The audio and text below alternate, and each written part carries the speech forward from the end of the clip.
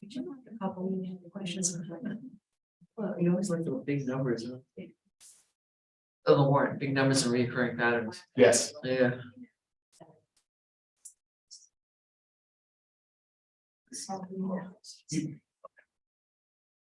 All right, there we are. Yeah.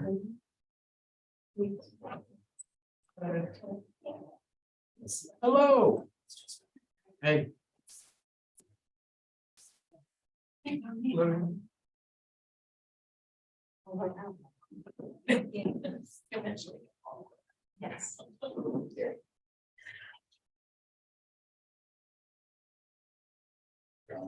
Yeah. It's good. Yeah. Okay. So, the life's good work. Check things.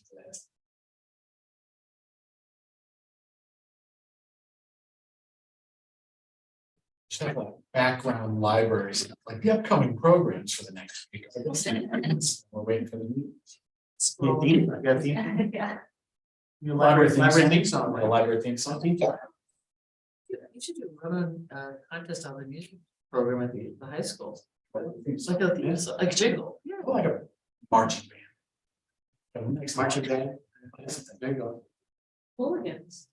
They can do it. They can do it. We already know what our mascot should be. Working on that. Oh, yeah. See, I'm not telling a year, like, I'm ready to go. That's a little teaser. That's a little teaser. I'm gonna be asking for a mascot. Yeah, really. Okay, so We're live. we're live. Okay. Ready to go. I'd like to call to order the Monday, June 12th, 2023 Board of Trustees meeting.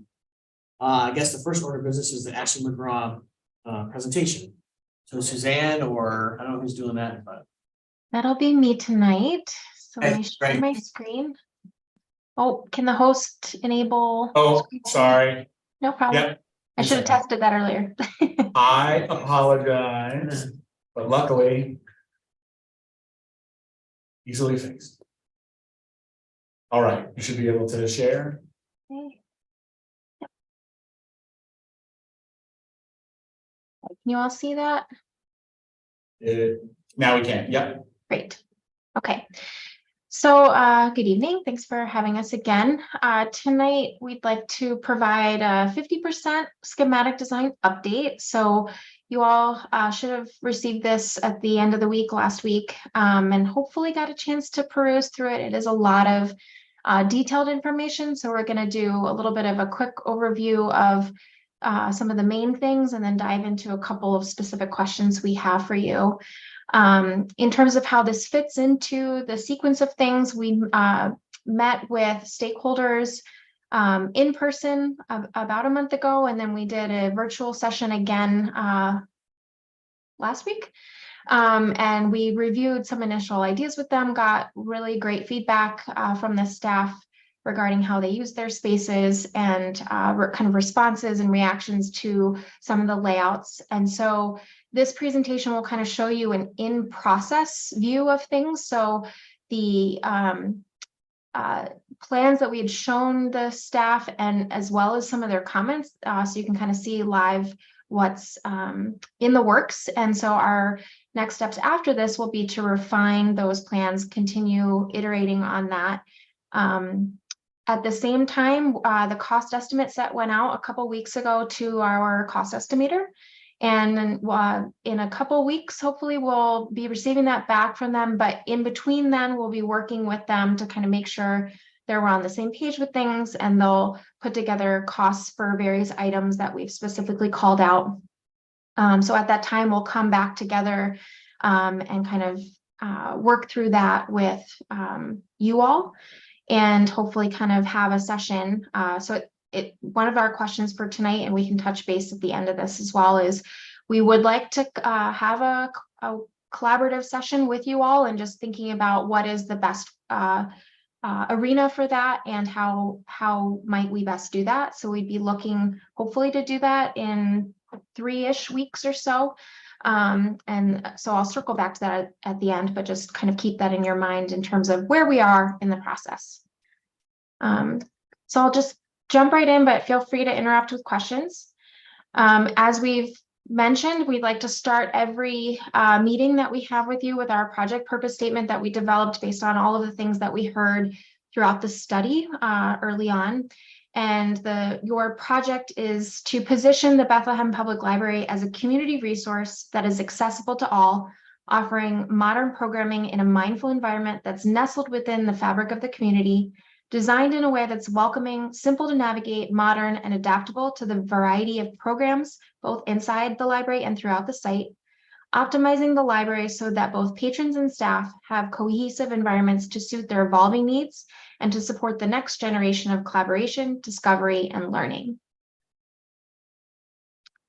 So based on kind of this as our guiding North Star, as well as elements around how we've been looking at how the space is kind of taking form and input that we've received from you and your staff, we've developed 2 organizing principles. In the packet you received on Friday, there was only one, but we actually had 2. We kind of just quickly narrowed it down to 1, so that's why there's only 1.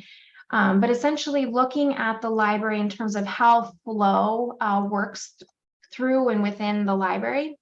And as designers, this is really helpful for us to kind of articulate really broad strokes, how the library programs can interact, how they interact with the site, and kind of make sure that we're on the same path in terms of what is the library spatially trying to communicate to the community and working with the community and with your staff. So for the organizing principle that helps us kind of align where things should go in the building, we've developed what we're calling the dovetail narrative. And this is about how looking at how the programs can kind of fit together and really flow through the entire building, but at different kind of nodes. So for instance, the children's library is kind of larger at the front and kind of tapers back, but still reaches to the back. And then the main library areas are kind of larger in the back, tapering closer to the front. And you'll kind of see how these 2 things kind of are juxtaposed together, and the synergies that offers and opportunities that offers where those come together. And same thing with how the community spaces in orange here, how that kind of starts to fold into the library entrance and the opportunities along that connection point. And so how everything dovetails together and how we can both optimize the needs around what's kind of the first thing that welcomes you into the library, as well as the different program needs within each of these departments, whether it be quiet or loud or private or public, and utilizing this concept to kind of overall understand how we organize spaces within the library. You also see the yellow spaces, those are the staff. I think the staff zones and the community zone in the front really are anchors that came out of the initial programming study. So we didn't really move that at all, just kind of trying to massage and work within what we're learning about the program needs. But then the blue and the pink are really sort of the opportunities where we wanted to explore, are these the right kind of interfaces between those programs and with other programs around it. So when we worked with the staff, there was an overwhelming kind of sense that this was the right approach in terms of where children and youth collections are and where the main library is and how they kind of fit together. We did show a reverse option where the main library content collections were closer to the front and kind of tapered to the back, and the children's library was in the back and kind of tapered a little to the front. Some of the comments we received are that while it makes the main library kind of a little bit more front and center, it does mean that all of the children's programs have to kind of traverse that area to get to the back. It also limits the opportunity for some quiet respite areas for the main library sections, kind of limiting this back area. It's very small, whereas then the front is just more on display and fewer opportunities for some privacy or study nooks and that sort of thing. So overwhelmingly, the groups we've previously spoken with liked this version, but just so you know, or if anybody else has comments or thoughts on that, I'll pause here for a second if there's any questions or initial reactions to the two.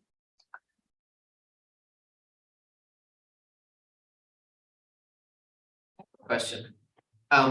So just to orient myself to all that comes next. Yeah.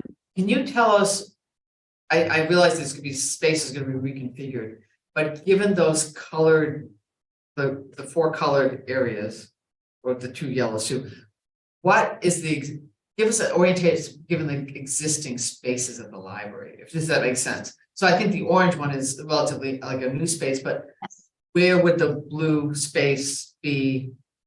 Sure. And the previous one, the dovetail, I'll call it dovetail number one. Yes, and could you kind of walk us through like what each section covers in the existing space now? Does that make sense? So the footprint of the existing building or where the programs are within the existing building?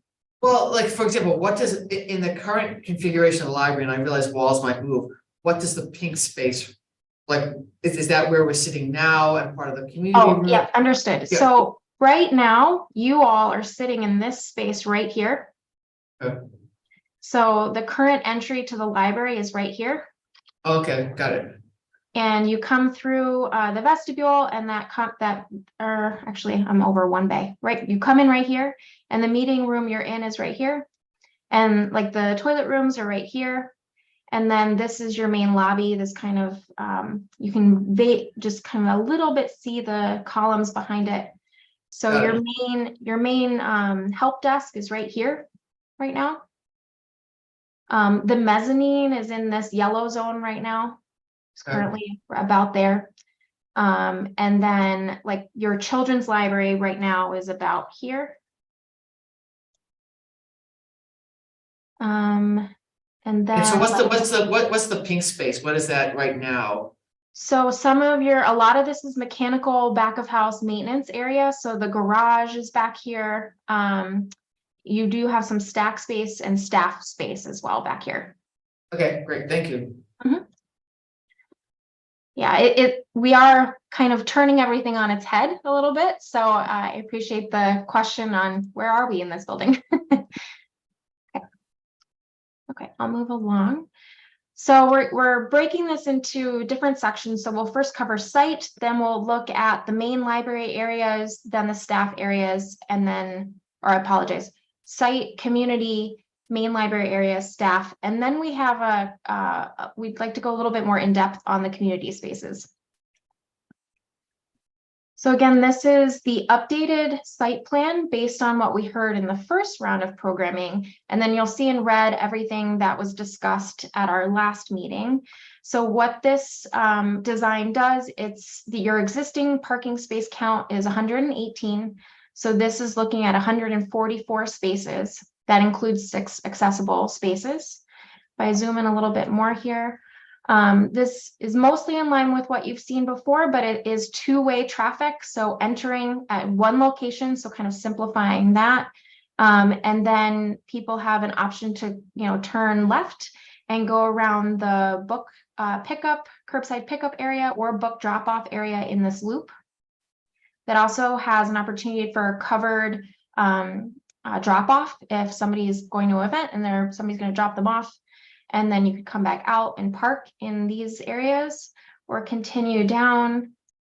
This is new. There's a speed table here in the middle. So it's a way to kind of right at that cross of a lot of that traffic is where we're able to kind of add that speed table to slow things down a little bit.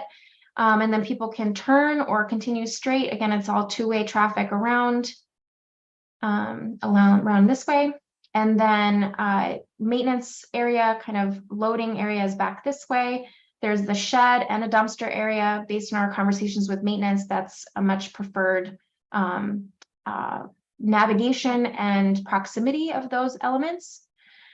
And then in terms of green space, looking at where can we preserve some of that around the building. One of the things that we heard is that the green space is really an asset to the library. So kind of maintaining that where possible all the way around, and then supplementing where needed based on the construction.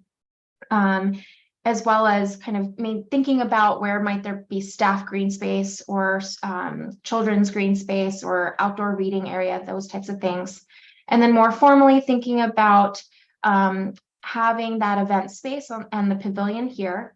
We have some kind of discussion points later on in the presentation. Some of the concerns we'd heard earlier on was about how do you divide kind of that service area from this public zone. So looking at doing an ornamental fence along here to kind of screen that from cars and from the service area, as well as protect people in this green space. So other things we talked about is, how making sure that we have all of those green space elements, as well as, thinking about EV charging stations, where might those best be located, potentially adding some bollards or decorative elements here to make sure that cars don't think that parking continues this way.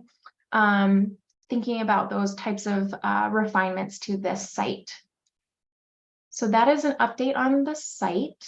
Are there any questions or clarifications you'd like on this? What is the direction of flow for the parking spots on the left side there? On this side? Yeah, if you're in one of those spots, are you? That driving would back up? that would require backing up and exiting this way. So, but this kind of staff maintenance area does allow for a little bit more of that backup area.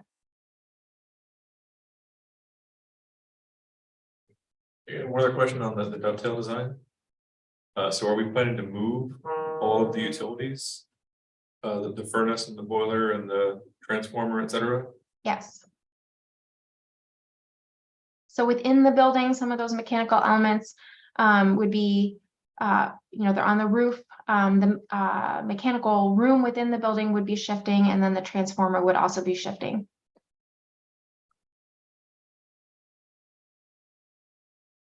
To accommodate this design.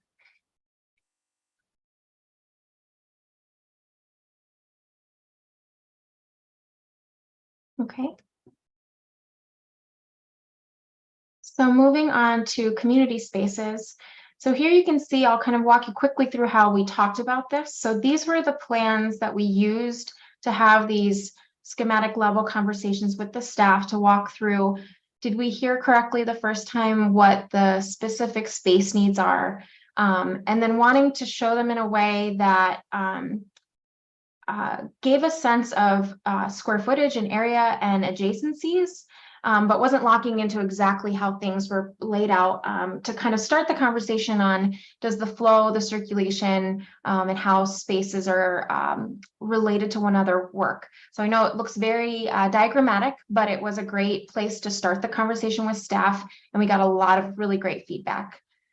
So starting with community spaces, we did show a couple different options, and we'll go deeper into them later on in this conversation, but wanted to kind of summarize and show the one that is kind of showing up as the within the cost estimate set.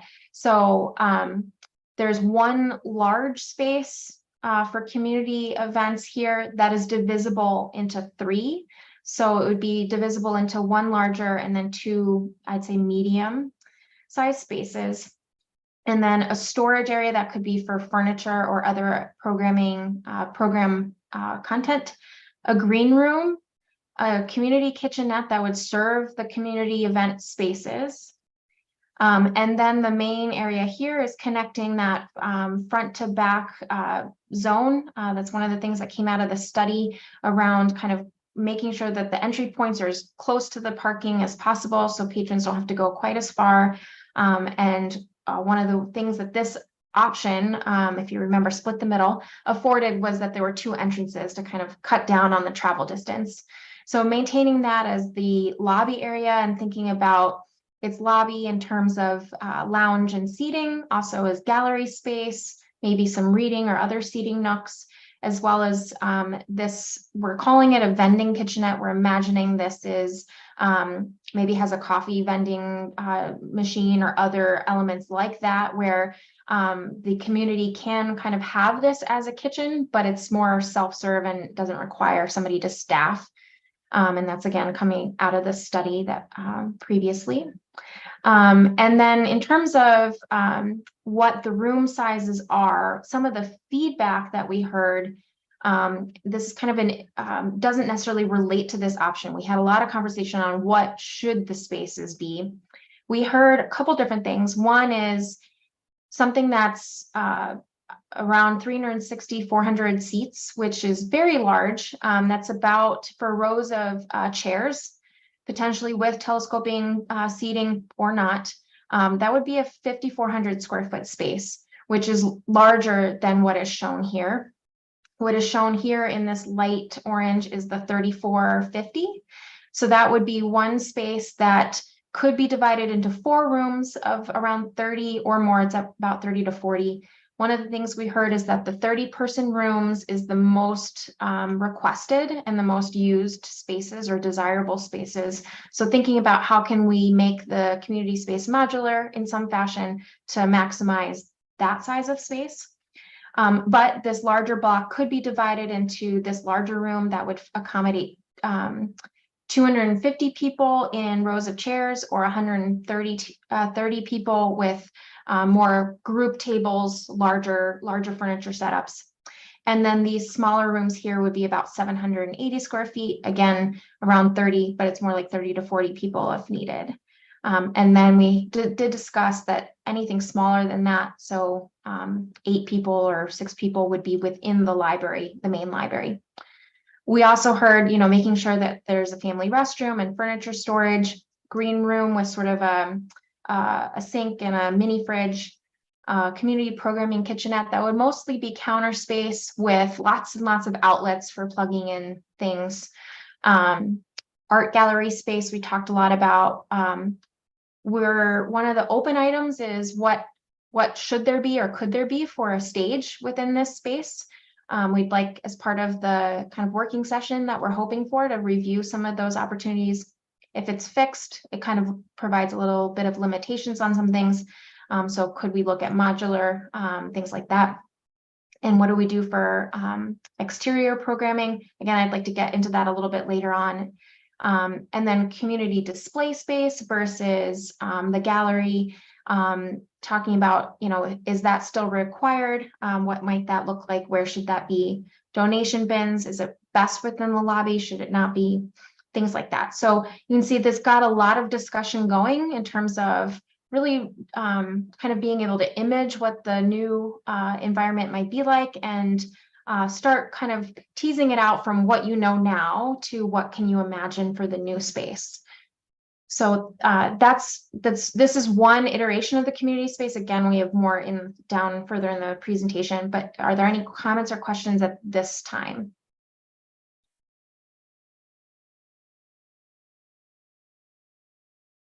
We'll dive deeper into that a little bit later. So I'm going to go on to the main library zones. So again, this is showing diagrammatically how we talked about it with the staff.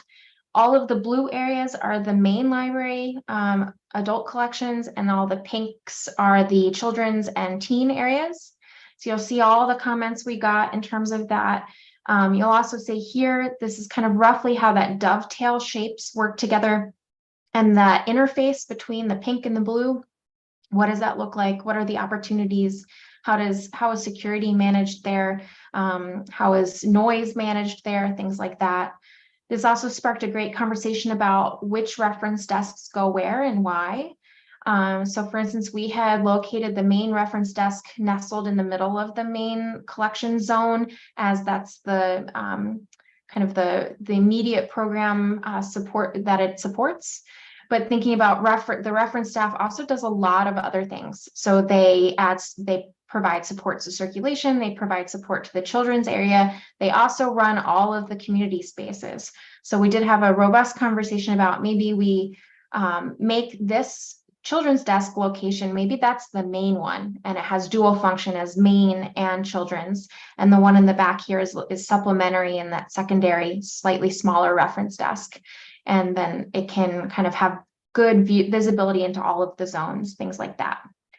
Another thing that you'll see in this is part of the main library. So the collection space is roughly the same size as what you have now, just organized a little bit differently, having some display areas as well as new books, large print close to the front, then periodicals and fiction coming around to the back with nonfiction and media.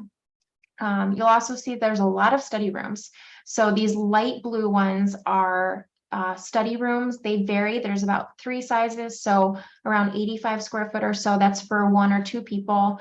Then there's another size that's around 110 square feet. That's for that 4 to 5 people. And then there's 2 larger ones at about 170. That would be for that 6 to 8 size.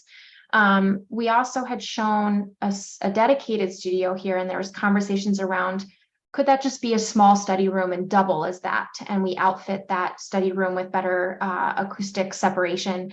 And then within this footprint, could we fit 2 or 3 additional study rooms? So looking at 12 to 15 study rooms, whereas you currently have 4. You currently have 4.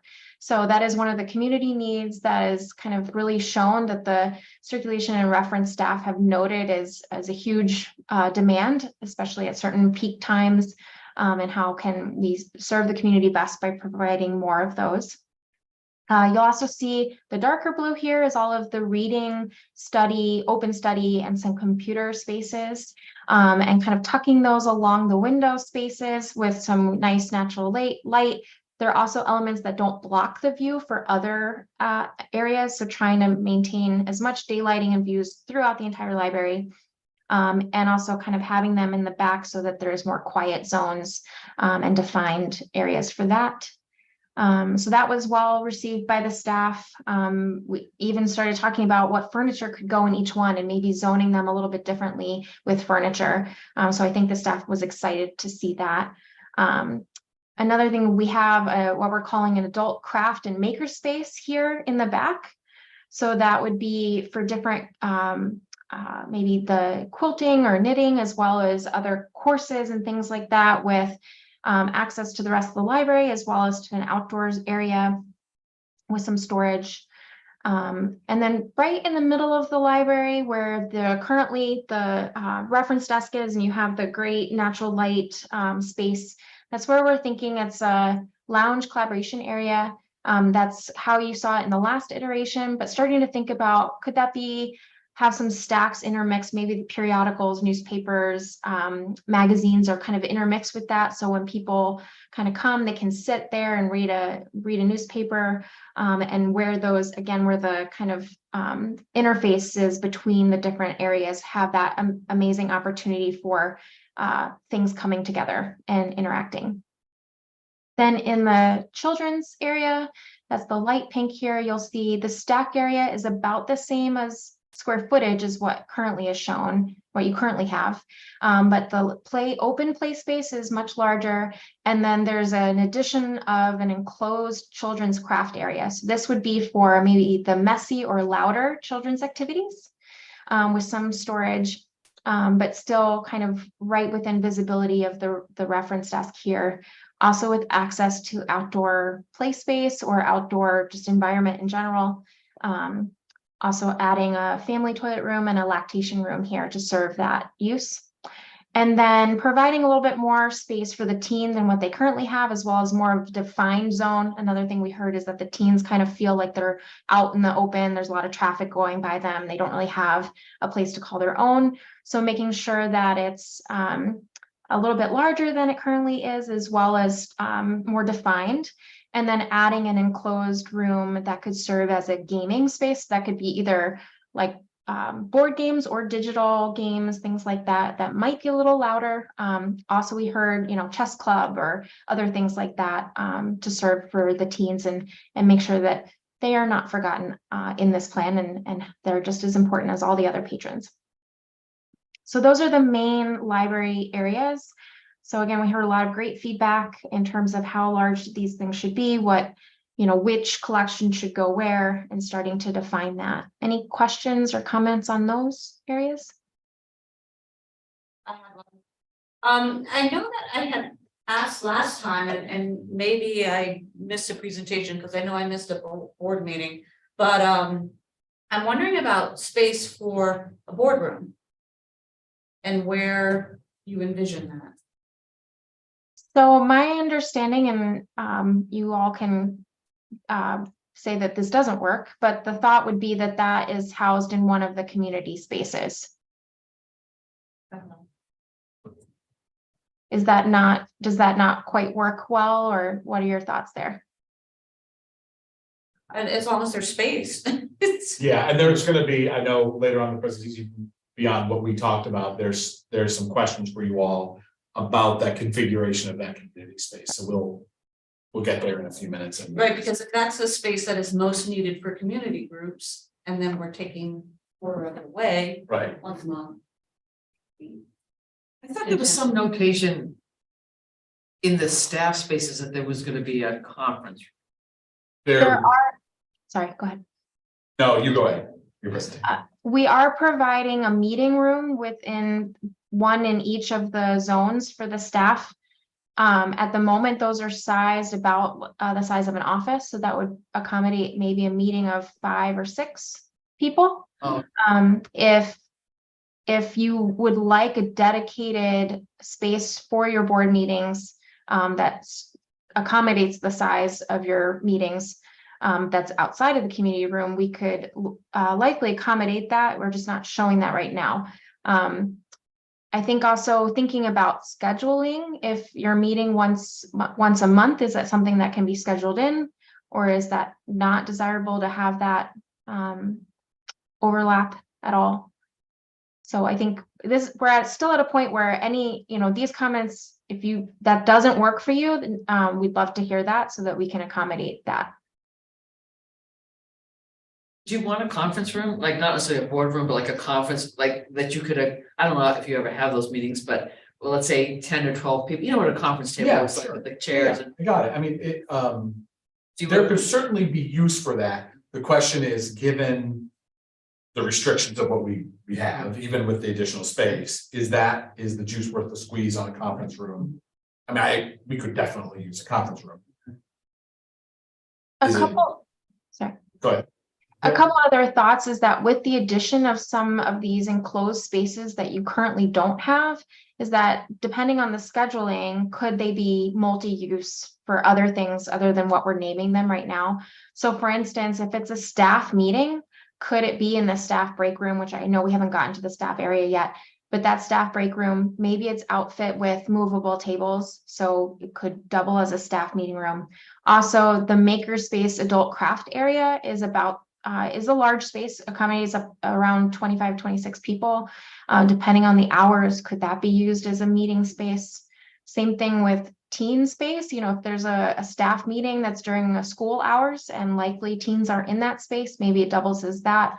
And if that's a possibility, to know that and make sure that the spaces are adaptable for different uses.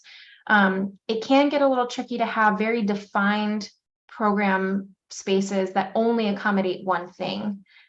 So thinking about how can you do double duty, triple duty with certain spaces to maximize the opportunities for how those spaces are used. It wouldn't be very, we'd ideally like the entire library space to be dynamic at different points throughout the day, not just at one point throughout the day. So if we can understand how programs could overlap, that'd be great. So I was actually gonna ask about you just kind of almost answered it, the children's story hour programming would likely be in the community space, I guess. I think well, just Yeah. from my experience, I think it could depend. I think it depends on what type of program it is. So depending on the size that we anticipate, that dedicated space that's right in the children's area would accommodate a lot of the craft programs, depending on the size, can be right in there without needing to go to the community spaces, while anything larger is going to have to go to one of the community spaces just for the size. So like a story time or a movie music, which is big, you have 60 or 70 people, that's going to be out in those.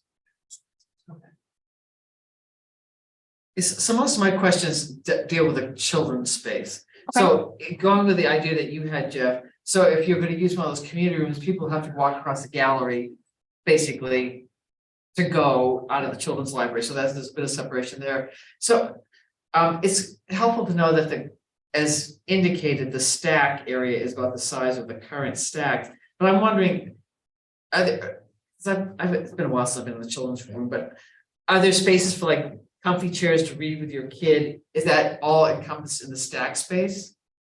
So the thought would be that would kind of throughout the stack space, we distribute some smaller zones for tables and chairs or lounge seating. And then within the open play space, that wouldn't just be open floor space. We'd work with the staff to understand where are some play tables, where are some lounge furniture, where are some tables for adults to sit and observe their children, where are bins and other storage elements. So all of that would kind of start taking form with a little bit more detail. So right now we're showing it as an open space. The current children's library has kind of pockets of it distributed throughout, a nook here, a nook there, a play table here, and other toys and elements in another area. So kind of housing that all in one space, as well as, furniture and elements like that. So that's play space to me it looked large, I don't know. And Yeah. part of me was wondering, is it basically, I don't know what it would look like to use it, but is it going to be kind of an open play area? And how's that gonna work with the stacks and the librarians and, you can have like mass play day? I don't know. When I saw that, I was like, I wonder what that looks like. Are there concerns? The staff or, I mean, I think that's, Who's gonna fill it in? they're gonna fill it in, right? And I think there's demand for that now, and the space is what it is. So the question is, do we want to try to accommodate more people? And there's been, Chris, you can speak up here. But there's like some of the weekends, we're just in spring weekends, when it's not quite nice enough to be outside. It's stuff like a Thanksgiving turkey, the whole children's area, people tuck in as they are. So if you want to be able to accommodate that, it's one of the common questions we heard from the public was, we want more space to do exactly what it is, to do exactly meet at the library. And do all sorts of stuff. So that's some people want, the whole library should be that, right? And I get it, because there's not a lot of those sort of spaces in the community that are close. There are a bunch of children's museums and everything in the area that they want it here. So. Well, and as a sort of parent of younger kids, what ends up happening in the current situation is because there isn't like a special play area, people are in front of the stacks. So then you can't browse the stacks. So I think having the stack separate and the play area separate is good. And I did go look at Gilderland, and that is how they are set up. And as a parent, I was like, "Whoa, that looks amazing." So I think it would work. you and that's great. Yeah, I think it's just being aware of the size of that compared to the size that we truly need for the collections and leisure seating and collaborative work, that sort of. So It's for really- rough, apologies. I was just gonna throw out some of the current area versus the proposed area. Your current children's stack area is about 2,000 square feet. What we're showing here is 2,400 square feet. So it's just a little larger. Some of that would be eaten up by circulation. So just thinking about that. And then the current play and reading area is almost 1,900 square feet, but it's kind of chopped up in different zones. So this is one play space kind of contiguous at the moment, and we would look at how to fill it in with the appropriate dividers or materials. And so that's shown at 2,250. So you're gaining 360 square feet of play space. Okay, I just wanted to raise it because I saw it. It's like, is it an open playground or is it, well, I had young kids that, here too. So it's like, I think it's gonna be the issue with the staff about who supervises your kid and developing the noise level kind of expectations and enough of the furniture and stuff to break it. So from our tours of many of the area libraries, you can see how they did their children's areas and they had large trees that were real, but they fill it in with all of these creative pieces and artwork and play structures and things like that. So it really isn't, I can't imagine someone would be able to readily run through it. Like, not talking flag football, but it's just nooks and crannies and really creative space. And I think we came at that from the staff, we want to make sure that like, as much as we talk about the community space, and we've been focused on some of these other spaces. A key element of any design has to be like a really impressive Yeah. and functional children's space. Like it's so core sometimes that we don't even say it. It's so core to what we do, it's gotta be there, and so we just, I think that came out of our. So it sounds like the staff don't really have concerns, and then my other question was where would the story times be, so. Because you would need quiet space for that, or relative different than the children's open area. Yeah, I mean, I think you certainly could do some programs there, and libraries do them all the time. They do them kind of out in the middle of the children's space. For here, we're looking for that enclosed space, more enclosed the sound, not from that, but of that program into that space. And then for larger programs, it's going to kick out as it does now into the. And then one last question about the mezzanine area. Does the staff space as you configure it require that those structures be removed? You know what I mean? The shelf, that stuff, Yes. whatever you want to call them, the stacks, whatever. Is that removed in there? So we are proposing to remove the mezzanine, and that would include all of the column structure that is there. And we proposed that and reviewed it with the staff, and the idea of a one-floor library was very well received and exciting to the staff in terms of not needing to go up and down stairs or elevator to get to resources. So this square footage is showing a one-floor library and has eliminated the mezzanine. Our cost estimate set is getting a cost for replacing in kind, not in kind, replacing in its place, just in a more efficient structure, so that we'll have that to review with you should you not want to remove the mezzanine. But programmatically, it was kind of just, the mezzanine just does not work. So that's what we're showing at the moment. Great, thank you. I did have one other question. I remember now as you were going through the presentation here. Has this staff weighed in on the storage space? Was there enough storage space? So I think we're, That was a big issue. I'm sorry. Sorry, go ahead, Suzanne. Sorry, we're just cross talking. I think we're almost there with storage. We've distributed some storage throughout the different staff areas. And then within some of the enclosed program spaces like maker space, teen space, and so forth, there would be cabinetry and things like that for storing program materials. I think we probably need to continue to vet that. We have defined storage spaces for each staff department.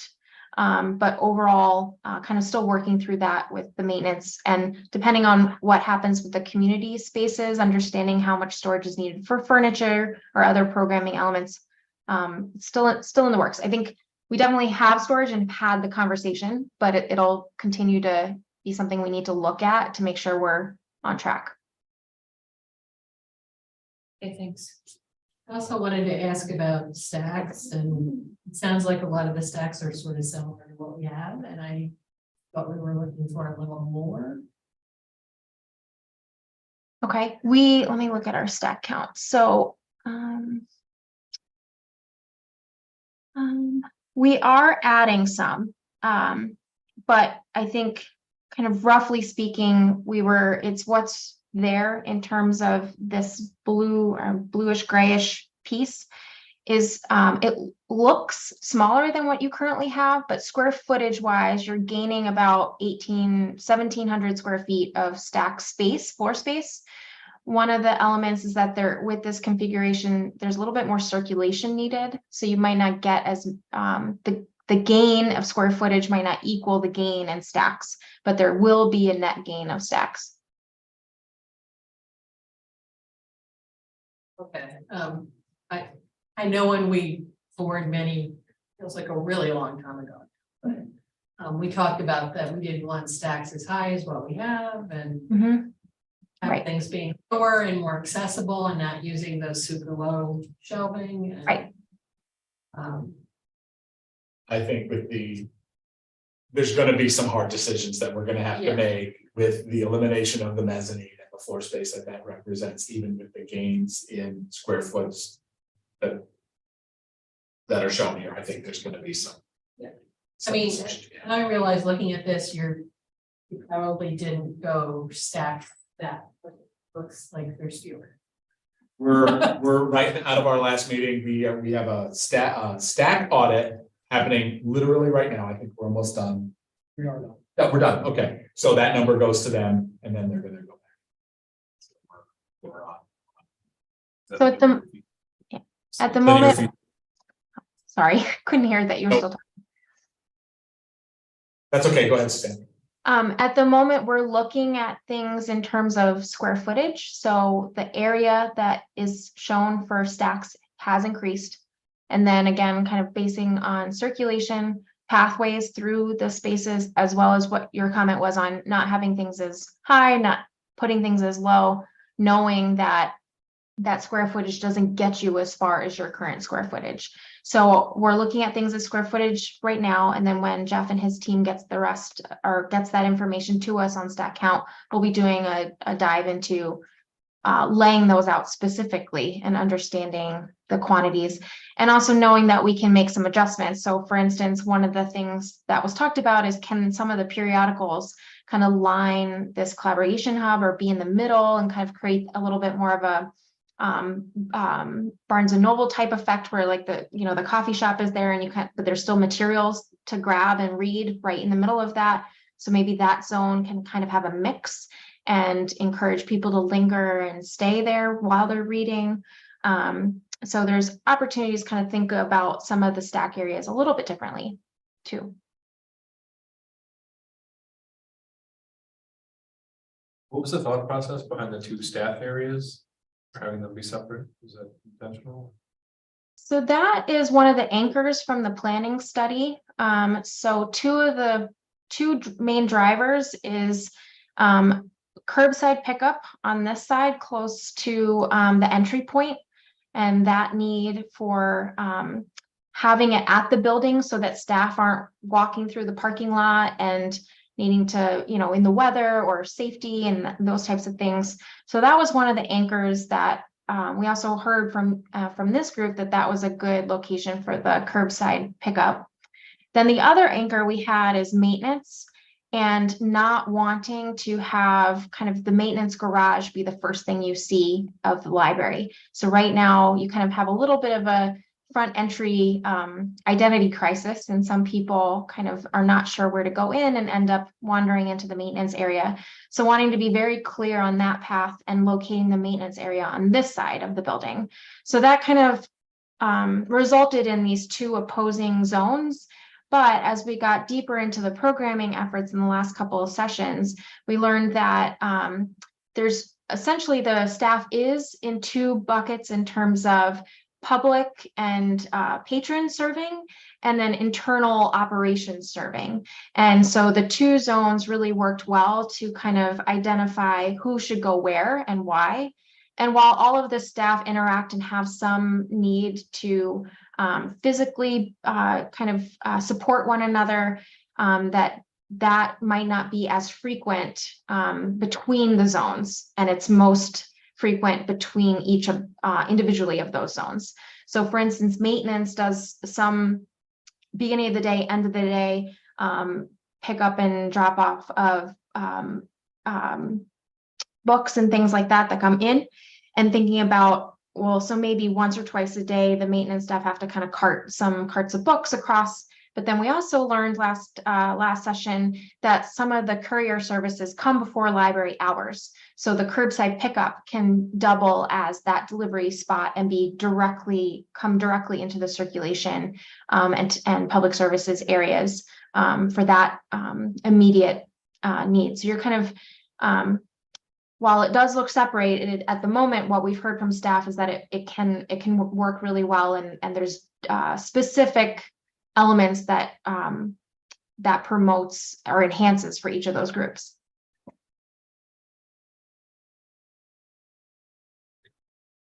Thanks. Speaking of staff, so we'll jump into the staff areas as this page loads.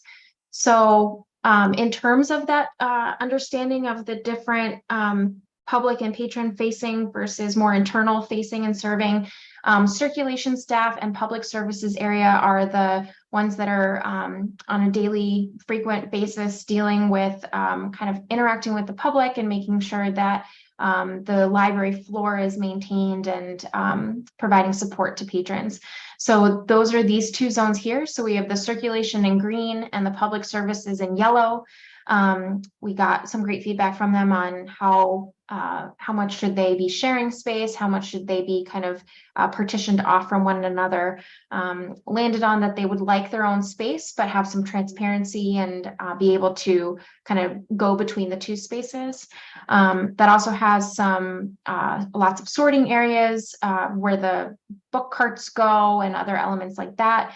And the line of sight around these two work areas with the circulation and the reference desks were very important. So going sightline from curbside pickup through the circulation zone to the circulation desk, and then to the two reference desks was a very important visual sort of triangle that needed to be maintained. So that was one of the elements that we looked at. Then also having that adjacency between public services staff and circulation staff was important. They also have in this gray area here some shared items. So a staff toilet room, a meeting room, and then also kind of some, at the moment it's open space, but where carts would go or staff lockers and things like that. And then in the other staff zone, we have maintenance up here. So it's kind of maintenance and mechanical space, as well as custodial supplies, trash and storage, where there's event material stored, and then workbench work area. Also, that's where elements come in that directly need to feed to tech services area, which is why they are directly adjacent to one another with a door between them. And that work zone here, and kind of defining that as a little bit more quiet of a work area.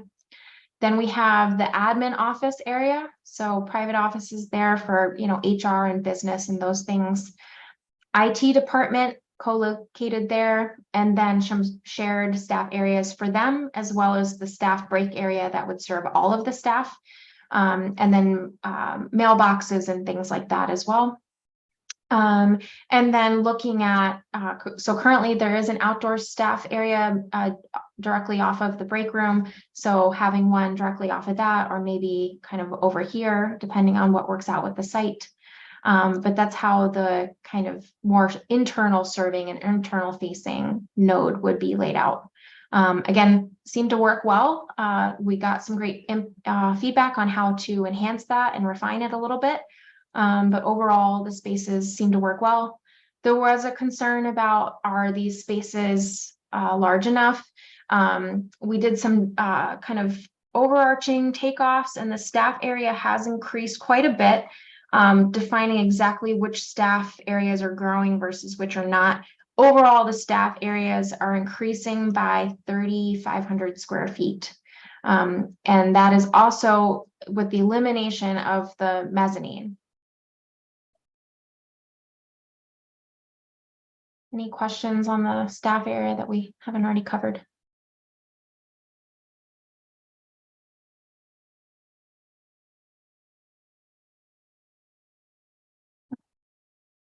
I will move along. So I have a quick summary here, and this is will always be updated as we refine these various spaces, but to kind of give you a breakdown, showing the community spaces. This is what's in option 1 that you just saw in terms of the existing compared to the proposed. So it's almost doubling in size. So that would be the lobby, the community event rooms, things like that. The community support, that is the makerspace and collaboration zone. So that is increasing quite a bit. Public library services, so essentially the main stack areas, is increasing. that includes the stack areas as well as the reading space, open reading spaces, the study rooms, things like that. So that's increasing quite a bit. Children and youth library also increasing. And then the staff areas also increasing. And then you'll see the overall summary here. So assigned space, that's kind of the spaces within the walls of all of the spaces. So your existing library is about 25,000 square feet. The proposed is about 43 square feet. So we're increasing the library by about 50% in size. But then when you look at the floor space, first floor is the gross is to the inside face of the exterior walls. So that includes columns and other kind of circulation space that's not included in the first assigned program space. So again, we're increasing there on the first floor, but on the mezzanine area, the mezzanine would be going away. So we're deleting that square footage in the proposed for a total increased area. Gross area again is to the inside face of the exterior wall. So about a 50% increase in overall square footage. So I'm going to dive into the community spaces. Jeff, are we okay on time? Yeah, keep going. I think people are interested. So Great. So after our meeting with the staff, we wanted to kind of digest the comments and look at a little bit of a study to understand how can we best look at all of the options available regarding community spaces. So the overall size, as well as what then that space could be divided into. And if the space is to be divided into things with operable partitions, making sure it's modular. Then also thinking about within that modular configuration, what are the ideal sizes? So we heard a couple different things and regarding the sizes that might be appropriate. And you'll see here in scenario A, B, and C, we looked at how to run through those. So again, one of the sizes we heard was that 360 person to 400 person space. That is a 5,400 square foot addition, a space essentially just for the meeting space alone. Then you kind of add on the ancillary spaces. So if that is the desired size, you can divide that into two, which would be a 3,450 square foot and a 1,965 square foot space. So that would be the spaces that kind of accommodate that 230 person. And I'm drawing a blank on what the other size accommodates. I think that's 75 people in that smaller space. And then you could divide that again into two into 1,000 square foot spaces approximately to get that 30 person, 35 person space. So within this box of the 5,400 square feet, you could end up with 6 of the approximately 1,000 square foot spaces, that 30 person space. I know that math doesn't totally work, but knowing that the modularness of that would work. One of the challenges with that is that's a lot of modular walls or operable walls, and kind of working within the configurations that are possible and what that does for acoustics as well as for egress. So the larger the space, the more exits we need. So making sure, how do we get to all of these spaces within those boxes. So as you'll see later on in this, you'll see how we've tried to kind of separate some of those so that we can have access and flow to and throughout those. Scenario B might be kind of a similar approach, but it's a different proportion. So scenario A is more rectilinear or rectangular shape, and scenario B is looking at that in a more square-like. So one of the things we started thinking about is, what are the events you're having? Do they need a rectangle space? So we're very used to rectangles in terms of presentations and classrooms and board meetings and that sort of thing. But some of these other events like a career fair or a children's story time, things like that might benefit from a square space. And yes, both can happen in both, but thinking about the space we have on the site may also drive some of that. So just thinking through that from that square space, we could then get rectangles for the modular spaces within it, but just something to think about and as a thought starter for what happens in these spaces, how, what proportions are ideal for those functions. And then lastly, looking at a smaller footprint to begin with.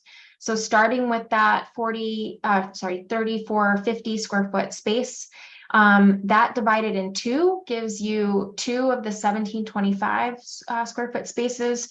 So that would be going from that 230 person space into the 2 spaces that are about 100 people or so. It depends. I'm kind of saying or so because it really depends on what seating arrangement you have, whether it's rows of chairs, tables and chairs, tables like what you're sitting at now, group tables, things like that. And that could be divided into 4 of the 30 or so person rooms. So again, with that in mind, this is how we're starting to think about what some of the options might be. And this is scenarios you can mix and match some of these things. We could just keep adding on the modular elements if you wanted to, again, within reason on the site that we have available. So now that we've kind of gone through that, hopefully that made sense. We started looking at how might this lay out on your site. And so this is the footprint of what we've been showing, roughly this outline here. And the original option that you saw earlier in the presentation had the meeting spaces off on one side and then the support spaces on the left here. So we started looking at, can we be a little bit more modular with that? This is the space where this 3450 square foot space could be divided into 4 of this 860 square foot. So you get you get 6 of those 30 to 40 person rooms. Then the yellow, green, and purple are support spaces. So storage, green room, kitchenette, that sort of thing. To allow this to happen, especially if you divide this larger space into 4, we could also look at dividing it into 1 slightly larger and then 2 of those 30 person rooms. How do we gain access to all of them? So these red arrows are showing, maybe we start thinking about how circulation wraps around the space. So in this zone here, we need to look at, does circulation continue around or maybe this just gets divided into 2. Maybe there's a corridor up this space here. So thinking about access to these rooms. So that's one option, fits pretty well within the footprint we've defined already. Should we want to go this direction, we would probably want to rotate and shift some things a little bit, but we're still at a good place to be exploring that. So the next option, so this is showing how we're dividing up those spaces. So it's same layout, but showing you could divide this larger space into the 2, I'll call them medium size that accommodate about 100 or so people. And then if you continue to divide that, you can get the 30 person rooms or so. And you could continue dividing that into this space to have those 2 smaller rooms as well, but again, access. So that's 6 of those spaces. Then configuration B is looking at these a little bit differently in terms of separating those spaces. Again, mostly around access, as well as trying to create a space that's not overwhelming. So you can see how we're kind of eating into that entry zone here. So again, we need to reconfigure this a little bit to make this work. Again, we're kind of in a good spot in the schedule to do that in the design phase process. So one of the things you'll see here is that there's red arrows going all the way around.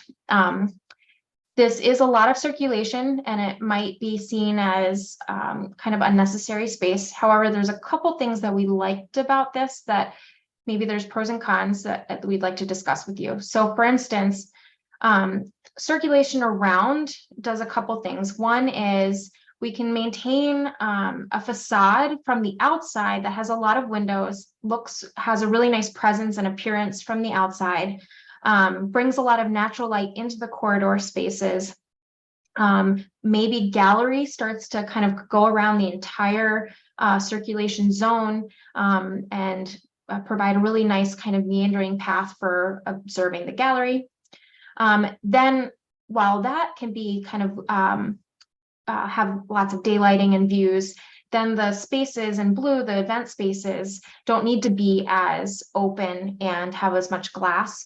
The function within them in terms of thinking about where is the presentation screen, where's seating storage, what's the front of the room, how are you navigating glare and other daylighting elements. You can kind of separate those two things so that we have the nice facade kind of acting as that outside frame, and then the event spaces within it can kind of be their shell can be what they need to be to function best for the community events. Another thing this does is we had that conversation around safety and security.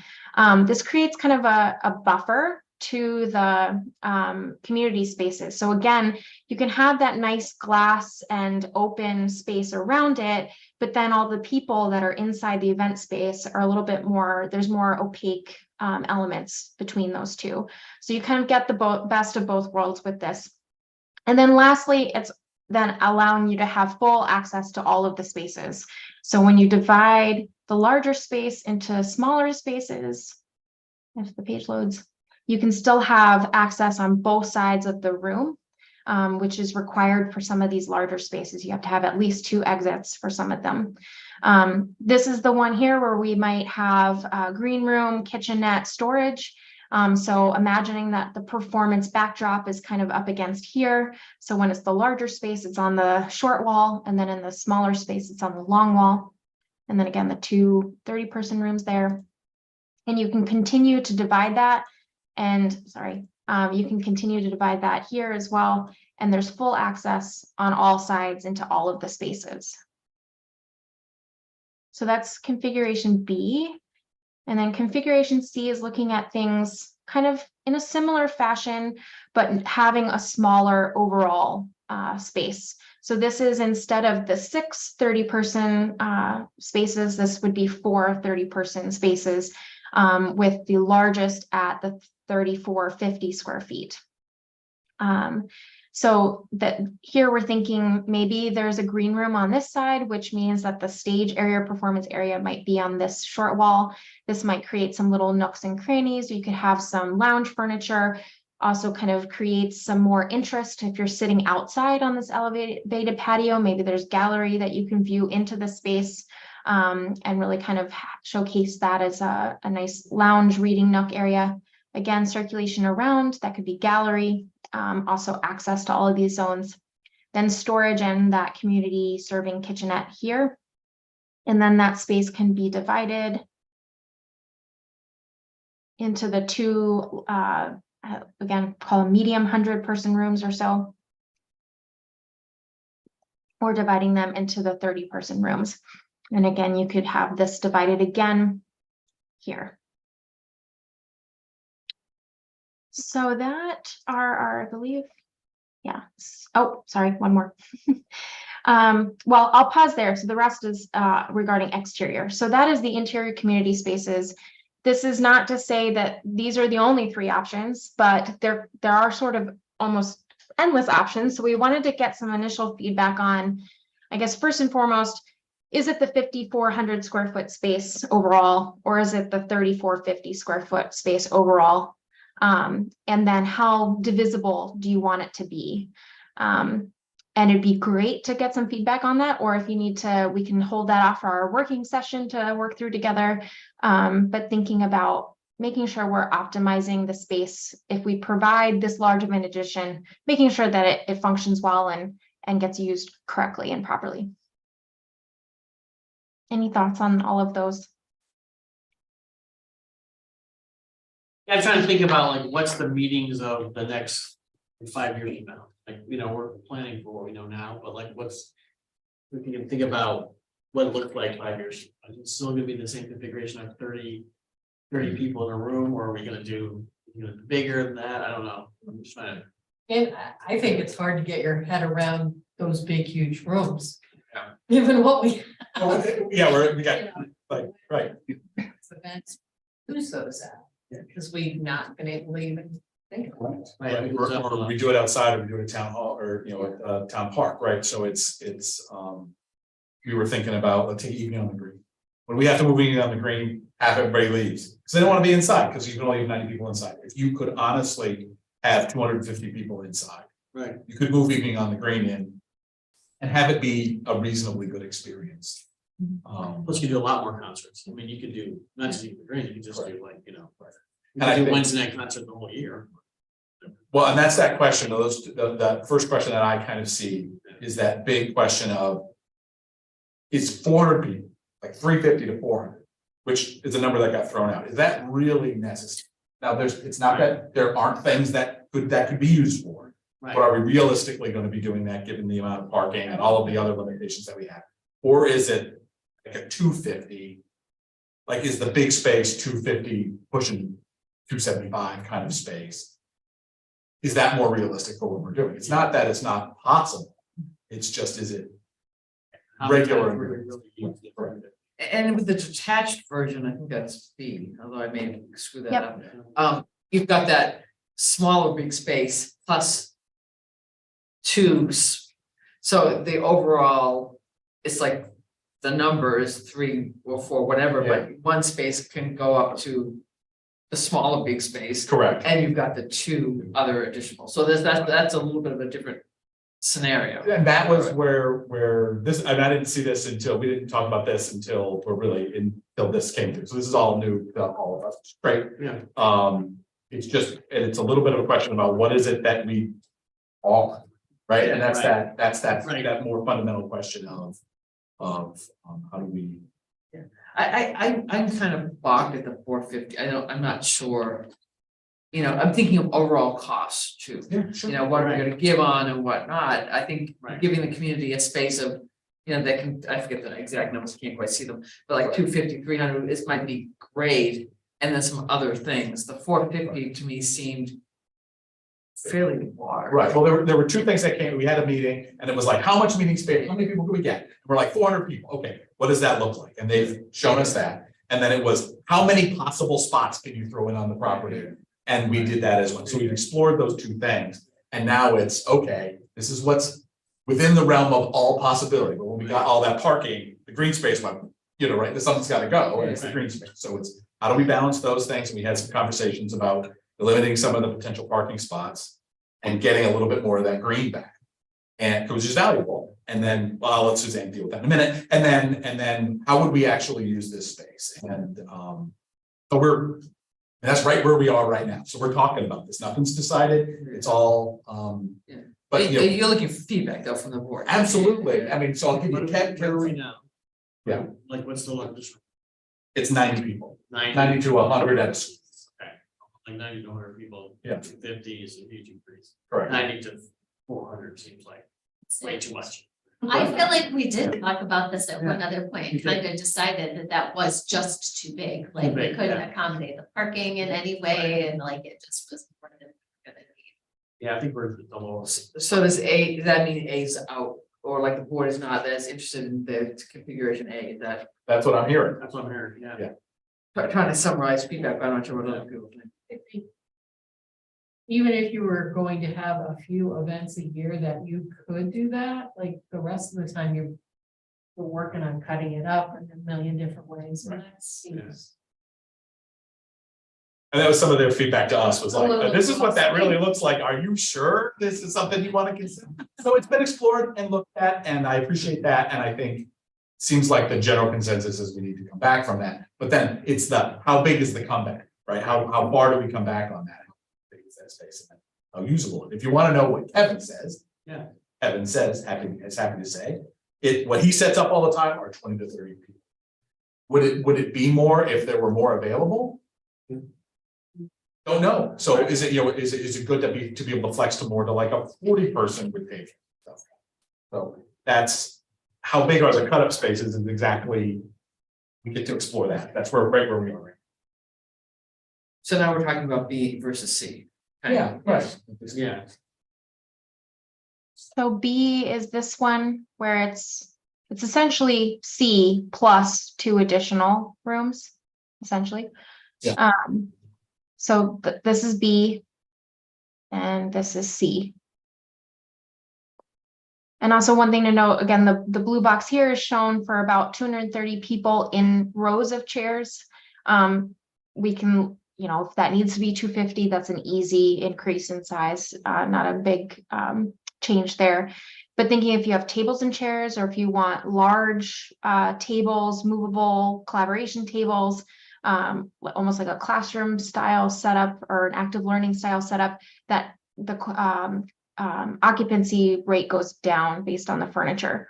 So the 230, 250 would be in chairs, rows of chairs. So thinking about the different events that might happen with the furniture. You know, with the other renovations, so this is new and everything else is going to be changed. How many 30-person meeting rooms, is this it? Like this is where the public meeting rooms of 30 people go, correct? Correct. Okay, Yeah. I mean, that's where, you know, we. Turn away statistics are hard for us, you know, because so many people look and see if space is available and they don't book. So I don't know. So it's how many, you know, is it 6 or 4? How, you know, on the regular day, on a Wednesday night, you know, Tuesday, Wednesday, and Thursday night, I think it might be 6. Yeah. But is it reasonable for us to provide 6, right? Sure. Is it but all public, basically public meeting room space is this. in there unless it's literally the study space collaborative? That's where we got to. There was some originally in some of the designs that were like 8 and 12-person spaces. And we were like 8-person spaces, bring those into the library. That's a study room, like maybe like 6, 8, something like that. Bring that in. This is for the meetings that are. And right now you have 2, this one and the public one. That's right. We have a 90-person room in this room. That's what we have. And, you know, and then there's a couple study rooms down there that hold 6. Okay.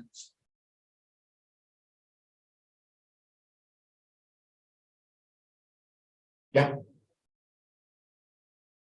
Okay, so sounds like the overall 5,400 square foot room is not needed, but still understanding how much space is needed for some of these slightly smaller spaces is not decided yet, which is fine. I think we'll work through that as part of a work session, or if you want to digest and get feedback to us at a different point, that works as well.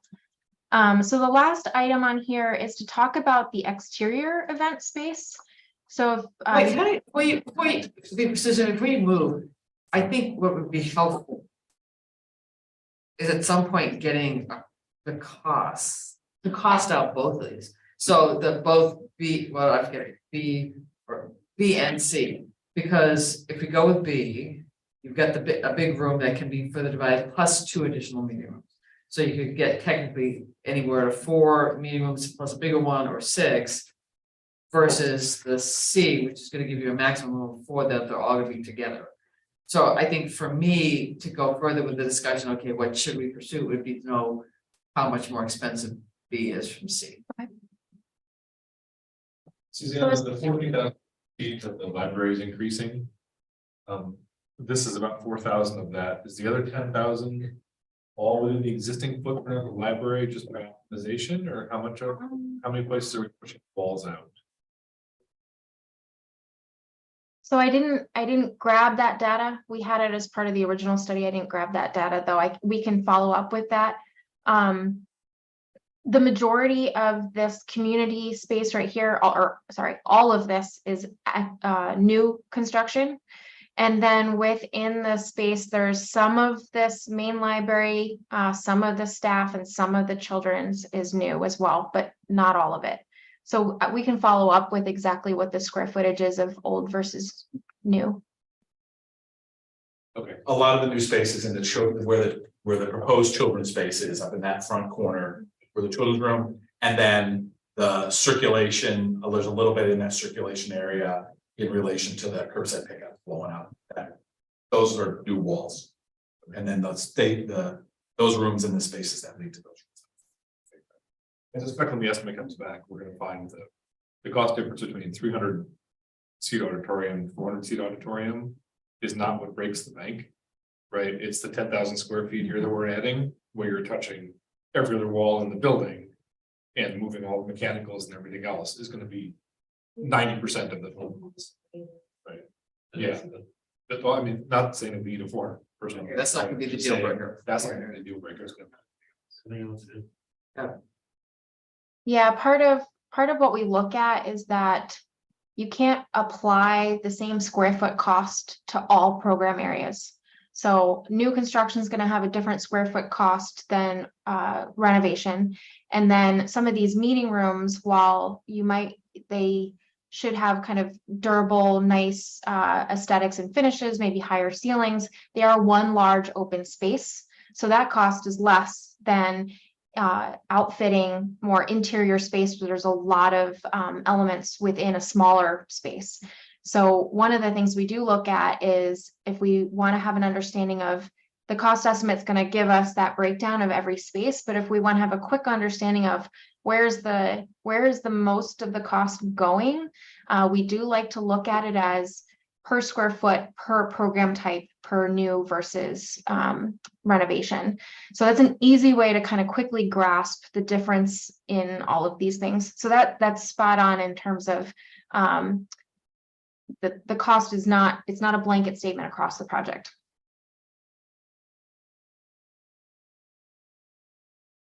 Any other questions on that before I go to the exterior space?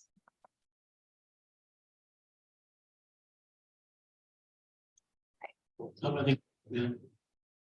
So one of the other things as we were looking at this study of the interior community spaces, we started thinking about the exterior community spaces. And I'm actually going to quickly go back to our site plan for reference. So what we've been showing based on, I apologize that it's blurry at first and takes a minute to load, but that we have the community indoor spaces here with maybe some outdoor reading space. And then should there be an exterior event, it's pretty much contained to this zone. A pavilion is about 20 by 20, 20 by 22 or so with a kind of a paved hardscape area here with as much green space as possible. And there's a path, meandering path, and it has a nice space that's fairly similar to kind of what you're used to in terms of function. So one of the things that we started looking at is that's still a very viable option, but we wanted to explore one other thing. And that is the idea of having the exterior pavilion space be more attached to the building.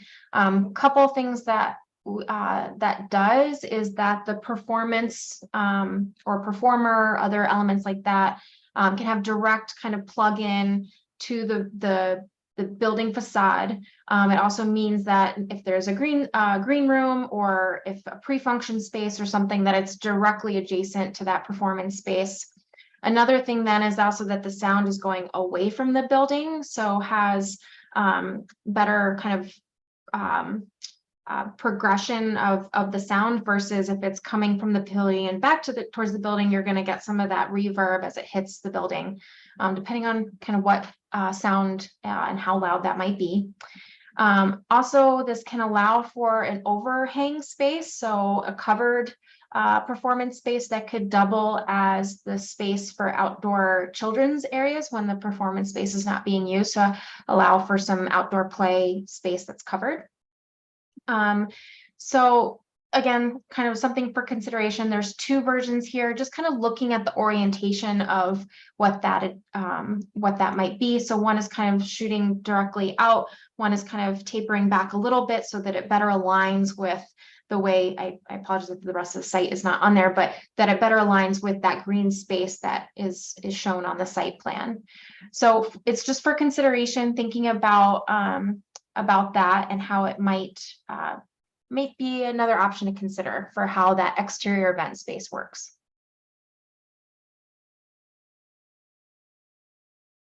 So again, if there's any thinking there, initial reactions, or we can table that for later discussion. Definitely want to have a collaboration session with you all. Yeah, I like the covered aspect of it. I think that's a great thing. But I think we should do a work session or get into it. Any other thoughts?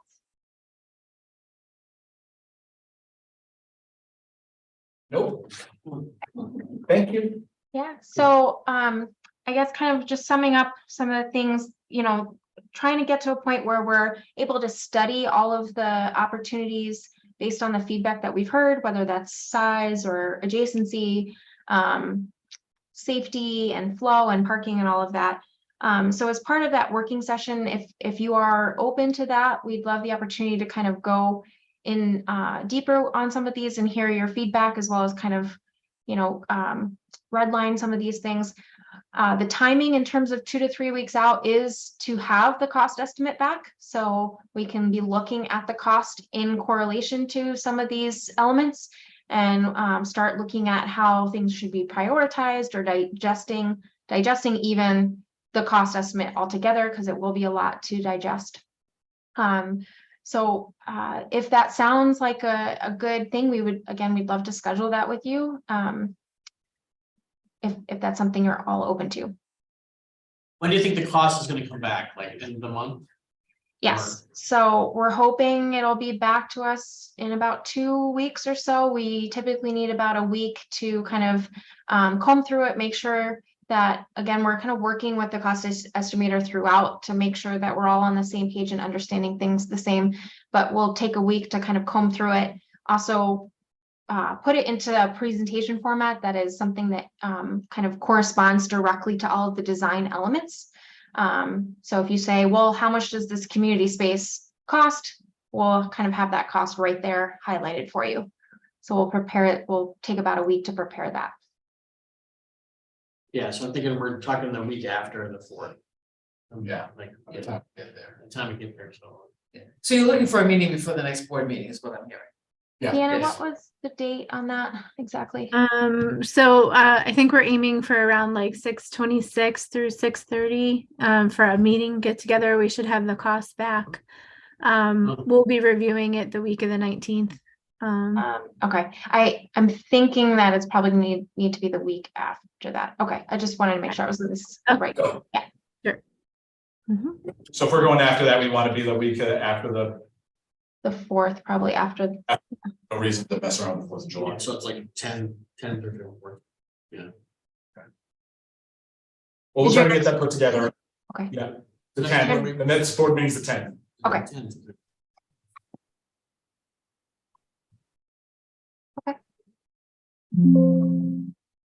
And Suzanne, while I got you, I have one more question. I don't want to put you on the spot, but as I'm a librarian and not an architect, can you give us the like 30-second or 60-second summary of what a geotechnical engineering services review is? Sure. So as we're renovating the building and with some significant structural kind of revisions like the mezzanine and that sort of thing, as well as the additions that you're looking at and the parking, one of the hidden kind of surprise costs that sometimes comes up if we don't do a geotechnical early on is that the site, so whatever rock or sand, whatever you have under there, doesn't adequately support the structure, and that they would have to do additional structural work that can add cost to make sure that we can build on your site.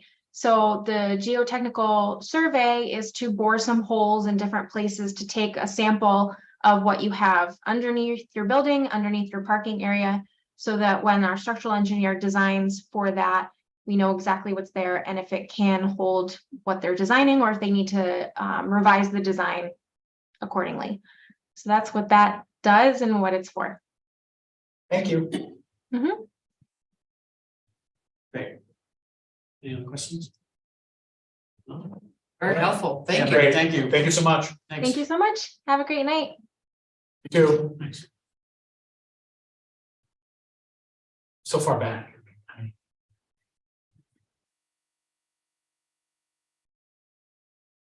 Hi, going to public participation. Public participation, sorry? On the. Now's your chance. Sure. Okay. So I just wanted to let the board know that the union voted Friday afternoon to ratify the contract, and it was a unanimous vote to support the decision that was voted through by the negotiation team and the board of management. I, as the president, am happy with this deal, and I have heard a lot of great feedback from staff in our unit and even outside of the unit. we're not supposed to have that intermingling discussions, but, you know, people can hear things and everyone seems very supportive of what's going forward. Great, thanks. Can you just tell us what your name is, because the public may not know? I'm Chris, I'm in, circulation services. Chris O'Brien, I'm unit president and circulation staff. Great, thanks, Chris.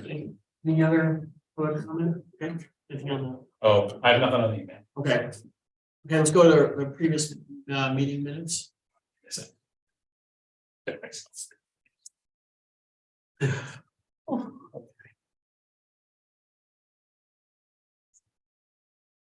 All right, there we go.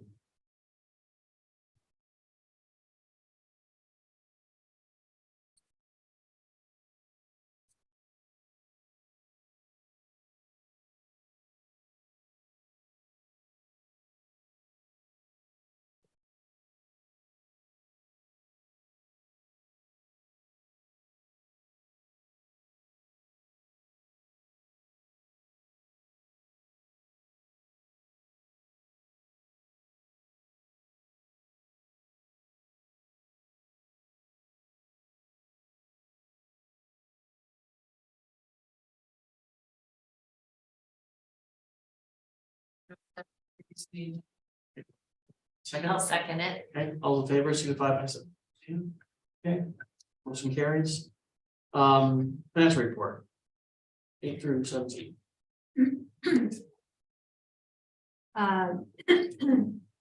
So revenue and expenses through May continues to show underspending in most categories, or expenses show underspending in most categories, tracking at about 10% under budget. Salaries and benefits are closer to budget, but we're still about 4% under. We have received 100% of tax revenue, and we have earned over $102,000 in interest income. I think I'll just go right into the rest. I want to talk about investments because of that, just to give you an update on where we are, what we've done. We had a $1.29 million treasury bill that matured in May, on May 18th. We reinvested it, including the earnings on that, to another 6-month T-bill at 5.357%, which will mature in November, the end of November. The total amount that we will receive, the T-bill is 1.056 million. Once it matures, we'll receive the income, the interest income, the difference between the actual cash that was invested and what the final amount will be. We also had $1 million CD that matured on May 8th, and we reinvested that into another 6-month CD for 1.1 million. We added a little bit of cash to it, plus the earnings, to bring it up to 1.1 million, and that rate on the CD is 5.07%. So we're getting some really good rates. Trying to take advantage of it as much as we can.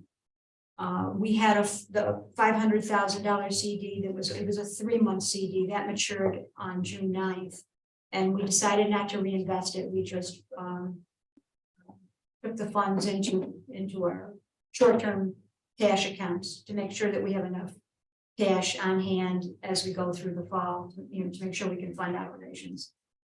We didn't want to cut things too close. Depending on where interest rates are in the fall and what our cash flow looks like, we'll look at what else we can do, try to earn as much as we can.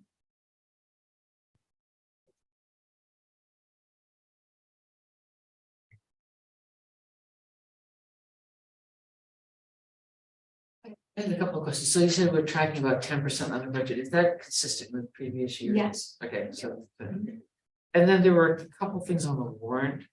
One was a check to Alpha Card System, and I wasn't sure what that was for. Yeah, that's for the machine to make the new library cards Oh, okay.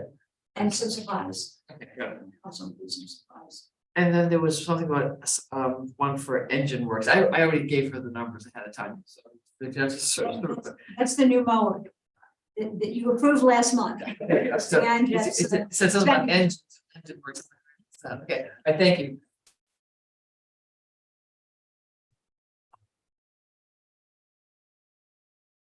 Okay, any other questions?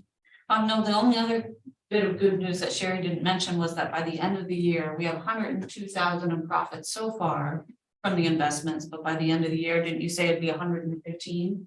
I think, We're near I there, think it will be near that, yes. so Our- that's really great. We're also earning a really good rate on our money market, our short-term money market funds. I'm not sure what that rate is, do you know? Not off the top of my head, But- it varies, so, but Right, but it's much better than it was in previous years. And that has contributed to the earnings. great, thank you. We got so used to 0.003. I mean, what was the budget, 6,500? Yeah. Yeah. And, you know, we budgeted really conservatively for next year, really conservatively, 35,000. If these rates hold, you know, we're likely to earn another 100,000 if we can, you know, do it. But that's a very hard number to budget because you just don't know what the market's gonna do, you don't know what rates are gonna be, and Hard to budget, but it's a very intelligent use of the funds. Okay, I'll take a motion on the financial report. So moved. Second. Okay, any discussion? All those in favor, signify by raising your hand. Okay, motion carried. Personnel. Page 18.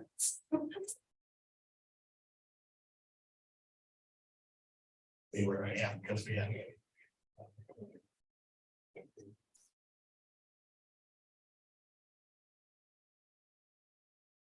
So these are the actions requested. There's a lot of them this month. I'll take them one at a time here. The first request is to fill library assistant. This is a part-time library assistant. This is the rate as of this minute. Just a replacement of those hours in the public service. We are looking to reclassify a part-time librarian one to a library assistant part-time. I think we've talked previously with everybody about the difficulty of hiring part-time librarians right now and the paucity of the number of people on that list. And this should give us we've had good and recent luck with the library assistant position. Give us a bit of a much larger candidate pool to fill these positions. It's really difficult for libraries, not just us, libraries across the region right now to fill part-time librarian positions. Just their that pool of people who are interested in that work is small. This isn't even a Friday night position. I thought the last position was difficult to hire because of the Friday night. That's true, but also this is just a evening and weekend positions. So seeking to have that reclass so that we can canvass that as a library assistant. A page, this one should be relatively easy, just a page replacement for a part-time page. I have a promotion from department head to assistant director for Phil Berardi that's on here, and that's it's that position. And then I am seeking to fill library assistant full-time. At this current rate, it will change depending on what happens with the contract. This is the volunteer coordinator.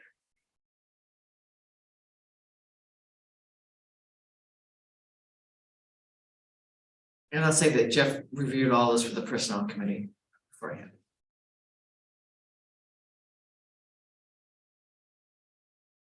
Any questions on any of the action report?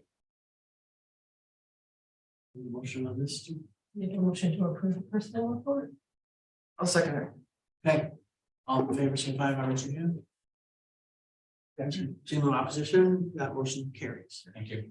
I'd like to say on a related note, the personnel committee is working with Jeff on a more significant issue, reorganization that will be coming to the board for feedback in a bit.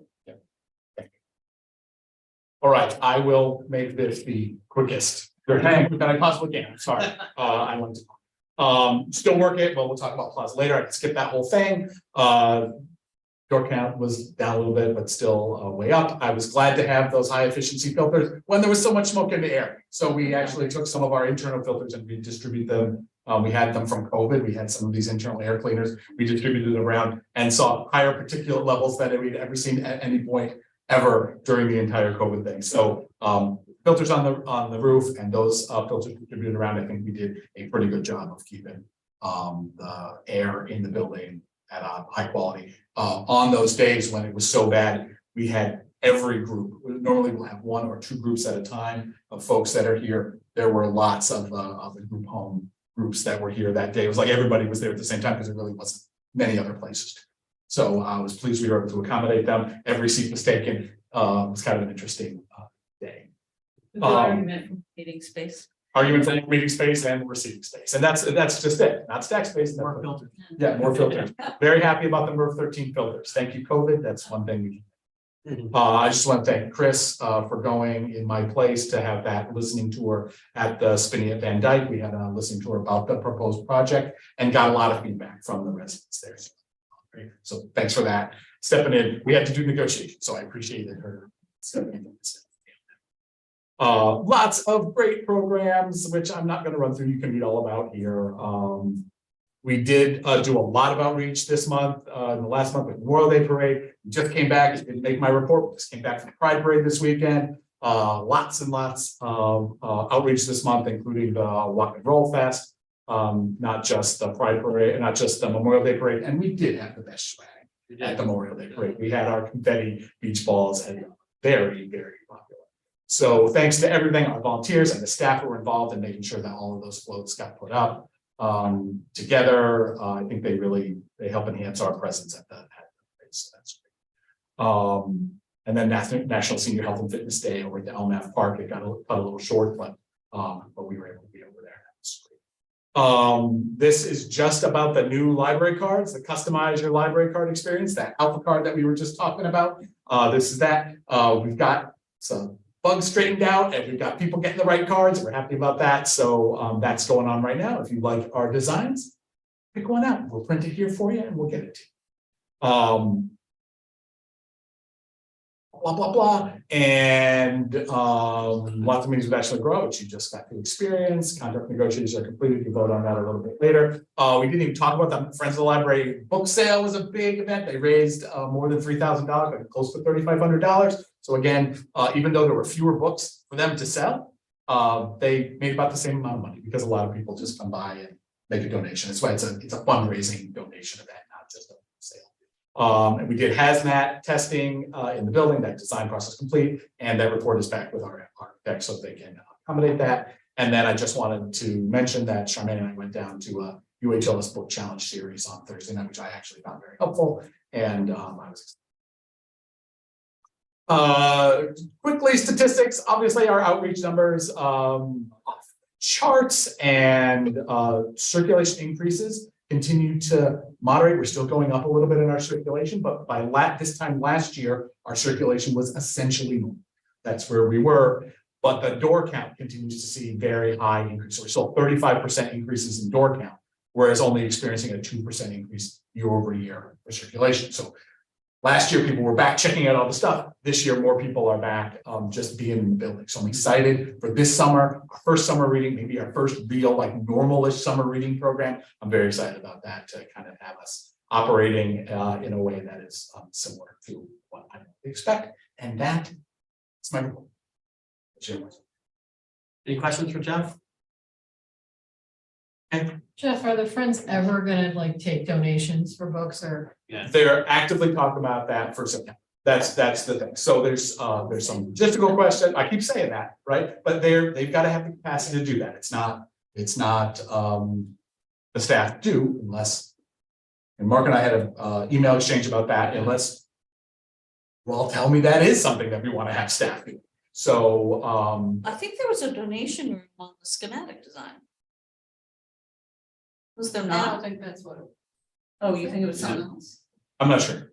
Okay. But All right. that's a question. While we're in schematics, the question is, lots of libraries, think about Schenectady County Public Library, they have a book sale room in the library that is run by the Friends, right? That's accommodated into the building. Is that kind of thing dedicated space you want to do? If we had more of those spaces, imagine the separated kind of large room, could you say the other 2 rooms for a couple months of year, this is dedicated to the Friends to both accept donations for the month of April and early May, and then they do their book sale in that other alternate space while leaving lots of room. They do that maybe twice a year, accept donations, have the book sale, and the other, 8 or 10 months of the year, it's a space that's available for the public to use for meetings. All of that's on the table. That's why we're at schematic, so it's something to think about.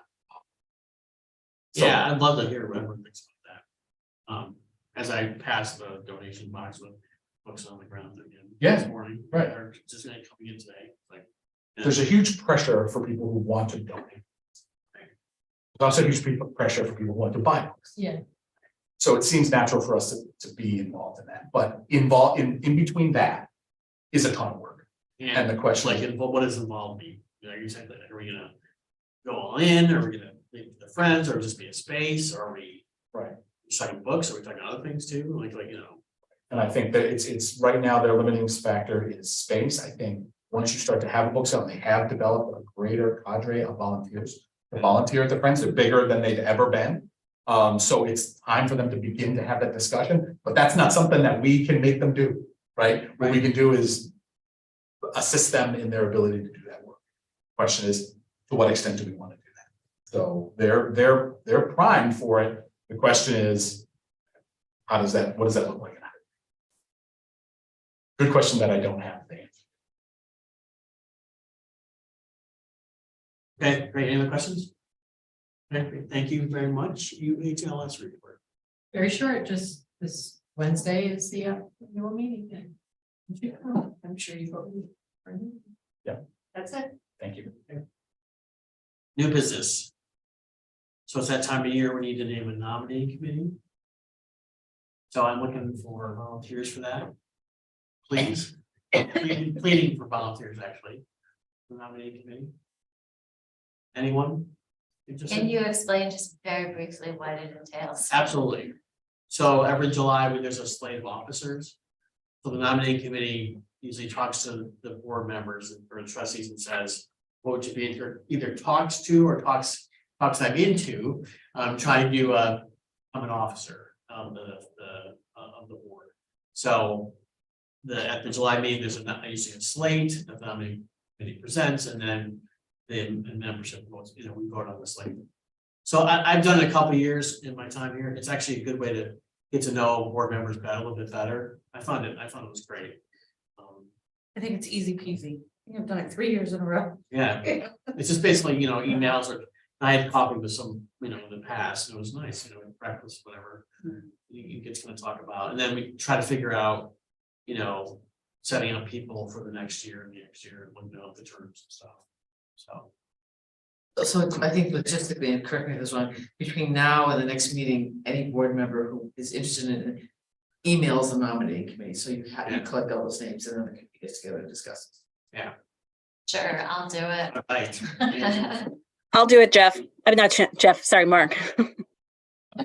I appreciate it too, Caroline. Yeah. Okay, that's what we need is 2 people. We always take more people have interested in doing it. Thank you, Caroline and Sarah. Great. Okay, collective bargaining agreement.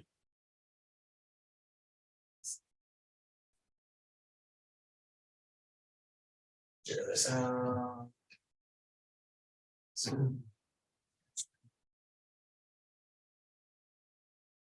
Okay, so as you heard from Chris earlier in the public comment period, the union has approved the collective bargaining agreement. What is on the screen right now is the tentative agreement, and what happens after that is at your pleasure. We can go into executive session. Pursuant to negotiations or.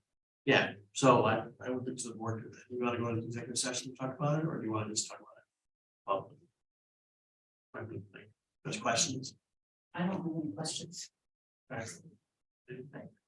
Was there I thought there was kind of a sense that you wanted to do that, but I'm not sure. Has that changed? Yeah, I'm okay. I think I'm good. I think we just talked about it. So I thought we should walk us through the terms, broadly. Okay. I'll do my best for that. Okay, so here we go. We'll go through. First year, the first request that the that we had was that for a 5-year contract. I think there was some desire to have that on the part of the library to not make the end of the term land in a potential, in the middle of potential. So that has been agreed to. Great. Next term, of course, always is about salaries and the COLAs. First year COLA 5%, 3.5, 3.5, 3.25, and 3.25 in each of those 5 years, obviously in a row.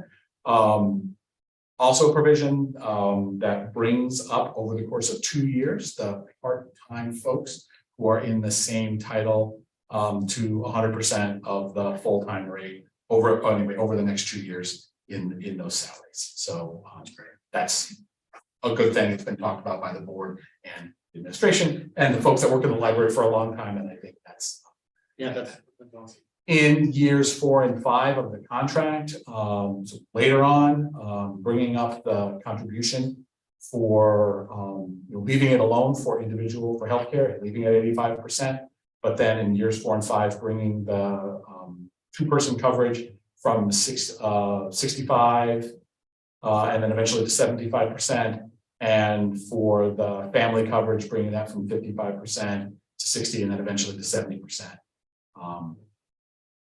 No, I'm sorry. Explain. By 2027, by the end of the contract, having that be 75%, having coverage be for 75% for both the individual 2-person coverage and the family coverage. So bringing those both up to 75%. Family coverage goes to 65, not 70. Yeah. Effective July 1, 65% of the family and 75%. And then in 2027, benefit employees should be 65. Yeah, thank you. I'm sorry. Yeah, all right. You got it. Bringing up the contribution rates upon the part of the library for the family coverage. Next, adding the confidential secretary to the list of excluded employees that are in unit that had been agreed to when we went to hire it originally, but it just codifies that here in the agreement. We have a provision that allows the use of the bereavement leave, depending on how many days it is. If it's one of the longer bereavement leaves that's related to a closer relative, to allow people to split that up and use it over the course of the year for both the funeral services and then also to deal with any necessary work that just comes out of the need that we see. That's a new thing, right? Do we have that now, or I think it's just codifying something that we just kind of do? Okay, that's fine. Yeah. There's been a lot, when it's a closer relative, there's more need for both attending services. Oh, no, I totally support it. I just want to know. Yes. Yeah. It's codified in there. How about that? There you go. Just clarify. New part of the contract. Yeah. And then when just clarifying here again, when the library is delayed till noon, that they're all employees who are working from noon to 5 are not entitled. Just like on a Sunday when people work 12 to 5, they don't have a lunch. It just clarifies that for everybody on both sides, that if I have to open the library at noon, if that's when, because it happens sometimes, that's when the roads get clear enough for us to be here. We don't have to worry about lunches. Everybody knows what's to expect. If they see me text and I say we're opening at noon, that's what we're doing.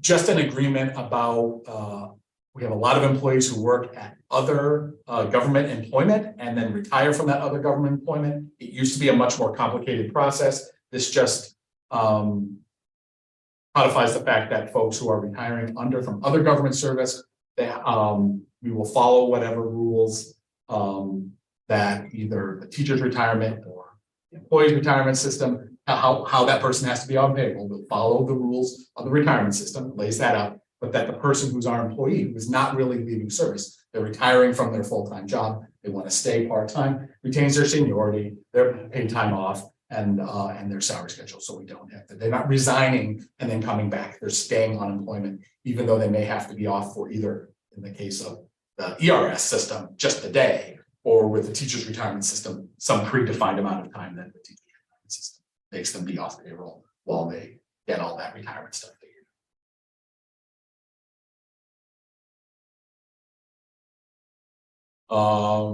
Just talking about when pay periods, we are returning to a bi-weekly pay period that is on here from the semi-monthly pay period back. Stratifying that the only change in this is that the longevity payment shall be made in the first payroll in December instead of the second payroll. That's it. So relatively minor change there.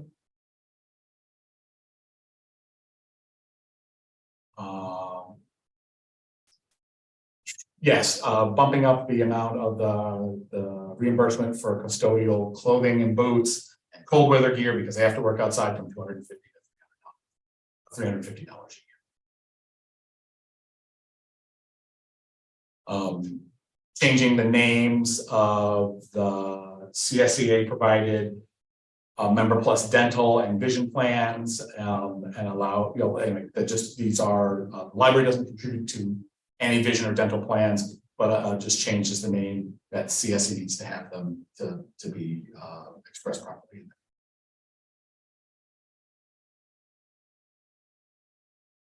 And then it allows for those payroll deductions that we would make on behalf of the employees who want to buy the vision plan from CSEA. It allows for the possibility of that being submitted via ACH if the library chooses. We are modifying the child rearing, proposing to modify the child rearing section, which would allow when someone takes leave for parental leave from the library, they're allowed to use their accrued sick time for that leave. In fact, they have to use their accrued sick time, have to use all of their accrued leave for an extended parental leave. Before it was all tied into the period of actual disability. We're just bringing that into concert. So if someone they want to use their sick time to our bonding with either adopted child or if a child they can use. That's it. Just change. Great. Any questions on the agreement? Just want to give the negotiation team any time to, I don't know if you want to add anything or. Caroline probably has more to say about this than I do, but I don't have anything to add. No, I think I would just say that we're very happy with the outcome here. We think that this contract achieved all of the library's goals related to our ability to recruit and, some fairness ideas that we wanted to bring up to speed. And I think that it is very financially viable for the library. I want to thank everyone on the library team who played out any number of administrative and financial scenarios in many different ways. It was extremely helpful. And I want to thank the union for, for being a good negotiating partner and for getting this done in a time frame that really worked for everyone. So I think I speak for Lisa when I say that the negotiation team is pleased with the outcome here. And we're also very pleased that this is a 5-year term and we will not have to negotiate for 5 more years. Yeah, I want to thank you guys definitely for doing this. This is above and beyond. You did a nice job. So thank you. Okay, any other questions? And it falls within the parameters that the board had set. That was something. It falls well within the parameters of the board, of what the board set. I don't think that there should be no surprises in here to anyone based on the conversations that we had at the last meeting. Okay, I need a motion. So move. Second. Okay. All those in favor, signify by saying yes, raise your hand. Okay, so you have motion carried. 5-year deal done. 5-year deal done. Great. Thank you, David. All right, in a semi-unrelated but not completely unrelated thing, every year after the contract is negotiated, whether there's a contract or not, I propose to you the salary increases for the management confidential staff. Thanks, Chris. So here you are with just a couple of exceptions. These are we follow exactly the rules that are set forth in the contract. We tend to treat the MC staff exactly as them. Same increases.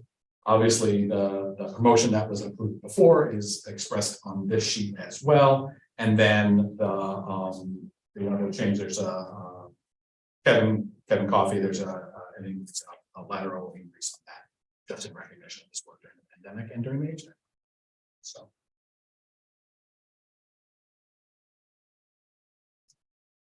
Okay, any discussion or questions on this? Can I just say after the vote, I want to just ask you a question. Okay. I just wonder, is there a large difference in our communication systems this year? Was there a change in the way we do things? Did we get new equipment? Did we, anything like that? In the, for Like technology and in that department, no, okay. in the IT department or Yeah. in? Yeah, I mean, there's always a lot of change. So we've got, yes, this year, over the past 2 years, let's say in IT, it's primarily been a move towards getting hardware out of the building and moving us into the cloud. So absolutely, a lot of work has been done both with our staff here and in conjunction a little bit with Upper Hudson to ensure that we're a little bit more robust when physical disruptions to the building happen. So. All right, thanks. Okay, any other questions, discussion? We'll need a motion on this too. Someone, Second, Second. right? All in favor, signify by saying yes or raising your hand. And see no opposition, motion carried. the thing I wanted to ask, I think I've meant to ask you this, either privately or perhaps at board meeting, is the idea of having folks have their contract. These folks don't have contracts, correct? That's correct. But just basically mirroring the language, if they're bound by all aspects of that, that there'd be individual contracts for people that people sign every year. Would be something I would be interested in, getting your feedback from once you talk to the staff and then perhaps engaging the personnel committee on. If you go that way, but the idea that people have an individual contract, but basically just state the parameters applicable to them from that contract. Yeah, and that's not unusual compared to other libraries. I think that's, I'm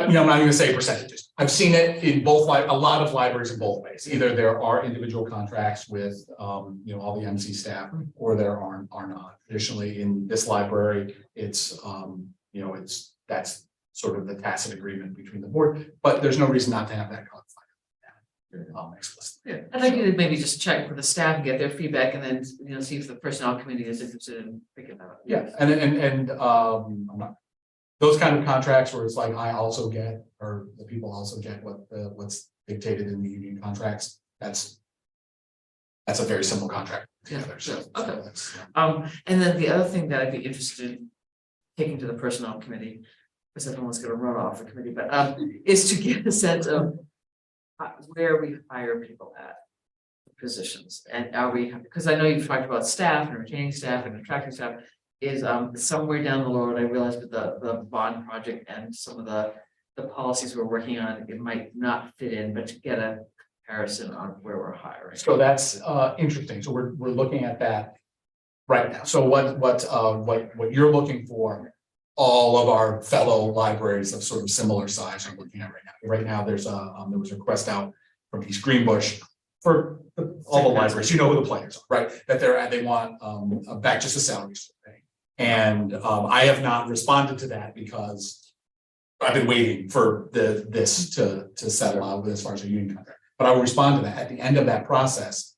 That gets redistributed. Also, Upper Hudson does a salary survey that's voluntary, so not everybody participates, but we can get that put together and just sort of benchmark. Yeah, that'd be good where to we get are. maybe the personnel committee and then the full board, just to know. You bet. Yeah, and that's I'd like to see where a benefits. it's in there. It's in there. It's in there. Yeah, it's I mean, and I'm happy to share that with all. So Okay, great. it's That'd be good. it is the Wild West. It's really good when it comes to benefits, try to because everybody looks at something so different. It really is hard apples to apples, but not impossible. So. All right. Okay, great. Internet policy, first reads on page 24. Okay. Pretty simple. Share the screen. Screens. I need 2 monitors. How can I live my life on 2 monitors? I can't stand it. this one big monitor. How does that work for me? Okay, so internet access policy, this was sent out to our attorney, is a major rewrite. So I don't believe it's at all controversial. It seems pretty common sense. But we wanted to have this updated with more modern terminology. We wanted our attorney to look at this, make sure that we were touching on everything we needed to do. And she included confidential library records, talked about what is and is not included under our confidential library records policy. Also just a little bit about to recognize the level of employee help that our public services people provide to people directly, and talks a little bit about that help is considered confidential library record. So just sets that out in policy. I think that likely never comes up, but I think it's really good to have that laid out. And that's the official policy. So that's all. I'm pretty pleased with this policy. We can look at it again. Sure. And you know, the policy committee approved it, and also you'll see that we started copying the attorney's language so that the patron conduct policy started pulling out rights and responsibilities, so that excited. Thank you. Okay. We don't have to vote on it. No, nothing to vote So on. mini golf Saturday. Okay, there's nothing to see on the mini golf Saturday. So mini golf Saturday, I just want to say, we're doing the mini golf as the end of summer reading program. That's our big party we're doing in August 26th. So it's the end of the summer. We're going to do it on a Saturday. So that's an open day for the library. What I need is your permission. We restrict some of the services of the library. Open, you can come in, but because of the nature of the holes that get put up, if you've been to one of our mini golf events, there's little, I don't know, the side of the hole have to be put up around. It makes us relatively not ADA accessible. We just need to put that, make sure that's out there for the public. We will then use staff people to run and get hooks that people need to get. It's not going to be quiet in here for people who want to come in for quiet study. We'll let you come in if you want, but you might get hit with a golf ball. So it's going to be the whole time we're open. And luckily, this is an end of August Saturday. Right. One of the deadest non-December days of the year. That's why we're picking it out. But it allows us to then use the staff that we have on Saturday rather than trying to call them in on a special day. It allows us to use the staff that are already here to staff the event. So there's nothing really to vote on. I just need to make sure that seems all right and reasonable to you guys, that we're going to restrict the services of the library that day. We never kick anybody out. Always check stuff out. Just that's not our focus. Our focus on the day is family fun and having someplace cool to be on. It's probably going to be a hot day. Traverse Day too. Perfect. So everybody's going to go to the Traverse. Not me. I'll be here. Yeah, I think as long as it's a lot of public Yeah, notice. output and notice ahead of time, we'll have it here. And it's a lot of the day of, like it's so like big signs and I'm out there. I just greet people and say, I just need you to know. You step foot in there, it's Thunderdome. It's not normal library. It's fun, but it's not a library. It's oh, you should come. It's a hoot. It's a hoot. It is fun. Come on, guys. It's lovely. It's been a couple years, obviously pandemic, we haven't done it. There's just been of like these single programs, it's one that continuously gets called back. So we're trying it a little different way, trying to let the staff ones try it on a Saturday, and I want to encourage that. So that's good. Okay. Udemy. Okay, so this is just a proposal. We come to the end of the fiscal year when we're underspent on some of our materials lines. It's a good time for us to try to experiment with a database. This is a little bit of an experimental database. It's a video learning database that's available. These are like a Skillshare. If you've heard of Skillshare, it's kind of like that. These are curated by Gale, which is one of our normal library database vendors, Gale Cengage. And they have lots of personal, professional coaching videos. There's a lot of IT and other technical videos on this, and we want to give it a try. So it's a good year for us to have speculation on that. And we'll see if the database gets enough use to justify its existence. We'll know pretty quickly. Thanks to Frank in the Public Service Department for negotiating them down quite a bit and getting us a decent price, but it's above my authorization limit. I'm recommending that we buy this for this coming year. But it's I can't authorize that because so Is it a new database? it is a new database, yeah. But we've tried these Experian Learning, Skillshare. I'm trying to think of there was a really popular one that CDLC had for a while. I cannot call the name. Was it Mastermind? Anyway, I think it's good for us to try, Yeah. and see. Actually, I was asked by people under 30, by two different separate people, whether we had this, which is unheard of that someone under 30 would ask me. Whether they have this something, but I asked Jeff about it, like, sounds like something more IT related, but. Right, but had the public service department get us a free look, and had the services, public services department vetted, and Frank, public services came up and said that he was interested in pursuing this year. And you'll be able to collect data about how often it gets used. You got it, that's exactly, I mean, it's really difficult with databases, because some of these things, the databases are great. They're great, there's great information in there, and they just don't get used. We were actually looking at Morningstar and Chris, the other one, I cannot remember. Value Line, one of them gets used a bunch and the others aren't getting it. So, you know, we're constantly looking at, and I don't know why one would be used above the other. But anyway, we'll definitely evaluate this. So yeah, it's an expensive database, but if it's valuable and if it's hitting a target audience that we're not hitting right now, Yeah. then it's worth it. If it's not, then we'll know, and we'll know that it's not a service that we have. Okay, second, For a second. right, all those in favor, signify by raising your hand, to an opposition, that motion is carried. We get to go into drilling holes and boring. Yeah, boring. Okay, so I'm glad I was able to ask an explanation of what this is. This came Let's in, go with it, Ricker. yeah, right, it came in relatively late on June 8th. This is a proposal for a geotechnical investigation services proposal that was gathered for us by our architects. And then this is the professional service that they're recommending to us that we choose for those services. This read about what it is. They want to drill some holes all over the property. They want to assess what the soil is. They want to look at water flows. It's not covered under our contract with the architect. It's an additional expense. It's not the first time that we've heard this. I remember in our original feasibility study, when we bought the little yellow house, they said, oh, is there a geotechnical survey of the property of the house? I said, no, there isn't. So that was just a comment. So it's not the first time I've ever heard this. I mean, is it a standard thing that is done in like public buildings? Like, does the school district do it? I've never heard of it.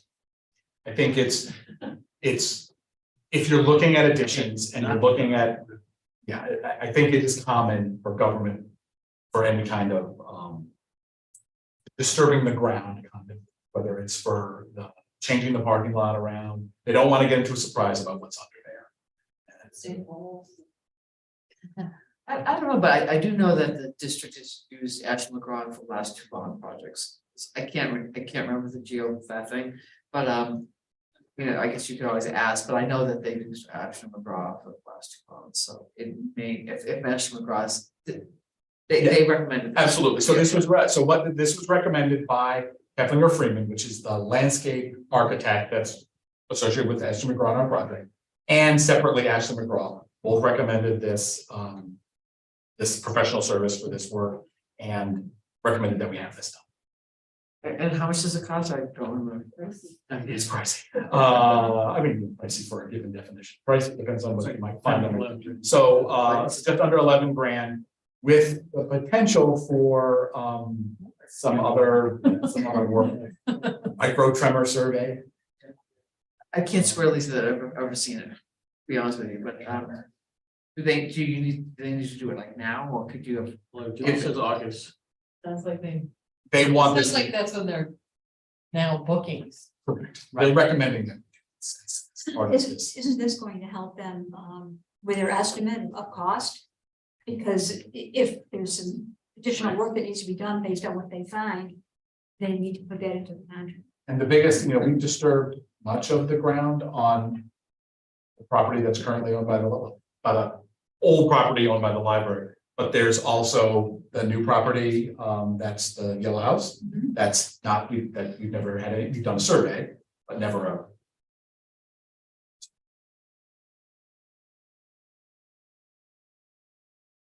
I feel like it is what it is. We should get it done so that we don't build something that collapses. That seems like a great idea. Okay, I'll take a motion on this. I so moved that we pay for the geo, whatever it is, survey. I'll second it. Okay, all in favor, supply by Ricky. In opposition, that motion is carried too. Other new business, any other new business? Old business. Plaza. Okay, just a quick update. We are, our shared governmental service agreement to resurface the plaza has been approved by both our attorney and the town attorney, the language. Now there just needs to be a few key pieces of data, like how much material needs to be done and what they're gonna estimate that charge would be to us. So there's nothing to approve tonight. That's still coming from the highway department that will get entered into that agreement, and then hopefully I can present that to you for the July meeting. This summer, the resurface. Works. It would really be the sum? Yeah, it's the goal, yeah. That's the goal. Yeah, It yeah. goes by Labor Day. Okay. By Labor Day, sure. Yes. No, I'm just trying to think, Yeah. yeah. It's got to do with the town schedule. Yeah, right. I mean, I think it's gonna fit in between what the highway department can do, but from what I'm I'm just estimating. worried that we're gonna get like back, in the back with us. It might. We don't. But they know the timeline. They're interested, and they're interested in working with us. So we talked to David Van Leuven, we've talked to a number of people in the highway department, the deputy commissioner for public works. Everybody's interested in helping us. It's above board. They all want this, they want to help us get this done. They were actually very helpful to me to understand what kind of service we need to need and why we would not want to work. So, Can't you go, when that happens, were you gonna, let's say, how do people get in the library? They're just gonna use that? we're either gonna use Delaware Avenue, we can, and because it's asphalt, people can walk on within 3 hours. So the biggest thing will be, we have to take the brick, it would be the coordination of removing the bricks. And then putting the asphalt down. And that's my largest concern, Mark, if you were wondering about what my concern is that we get all the bricks out. And then we wait. And then we wait. That's my concern. Because you're not supposed to have, they don't want people walking on that surface once the bricks are taken off, because that's a good surface. They don't want that disturbed or walked on. So it would be coordinating that. In the past, we've had people come in, we've made a little entrance into the garage. People are trying to come in the garage, so we would just make that okay for the day. They would come in and then end up in the fiction section of the library. So it should do that way. But because the asphalt can get laid very quickly, hopefully the amount of time that we're out of commission would be very small. And it's mostly that one little section right in front of the doors. Once we get that done, it's easy to shoot people around and into the library.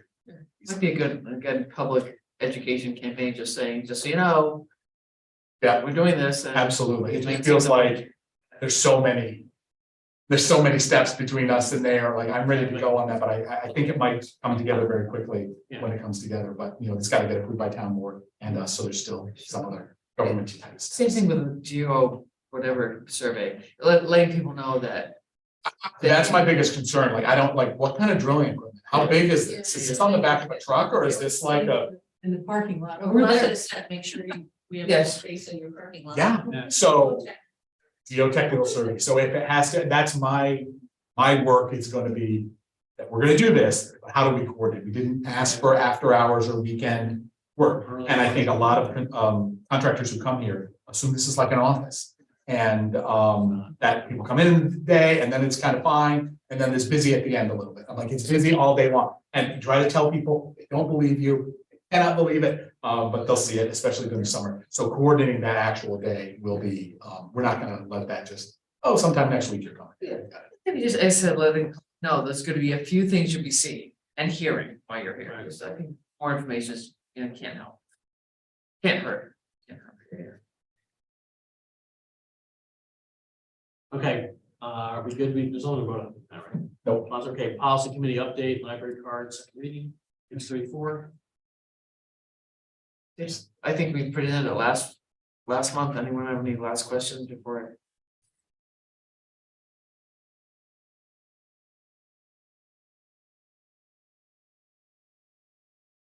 Again, just bring us in line with the rest of the Brunson Library about what is and is not acceptable ID, and just to bring us more into line with this library system. From the non-resident, is there no one? I'm just, there's only 2 counties. So the upper Hudson's only 2 counties. Correct. Okay, that takes all the lot of it. It's Albany, Rensselaer County. plus a little bit of Green County that's in the RCS school district. Okay, The borders are, take a motion on this. So moved. Second. Michelle, thanks. All in favor, signify by raising your hand. Seeing opposition, that motion is carried. Go to the Patriot conduct policy. I actually have a revision on this one, but Okay. I'll hold it till in case anyone else, this is again a second read on it, so. Yeah. so mostly a pretty major rewrite of this policy expressing the behaviors that we're looking for, so patrons' responsibilities and, you know, and, trying to reframe that a little bit more positively and a little less, don't ride your bike and all, but while still allowing us to make sure that people are riding their bike. I always wondered why we picked 9. Is there some magic about the age? We, oh my goodness, that 9, that age, I mean, I don't know. I mean, we've been back and forth on 9. It's just, that's kind of the age that we tend to see individuals older than 9, they come to the library independently. Very commonly, below 9, less common.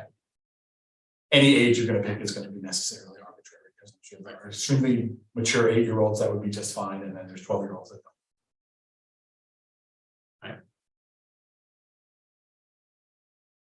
It's just, Yep, that's why. Practice. It's practice, and I think Right. Chris, we've had it at several different numbers in the 20 years I've been here. Used to be an 11 issue where there were 6th graders that were 11-year-olds that couldn't come to teen programs without a parent. So then that got What grade is reduced. 9? Yeah, so 9 was the consistent age at the time that the board felt was appropriate. 4th graders. Yeah, okay.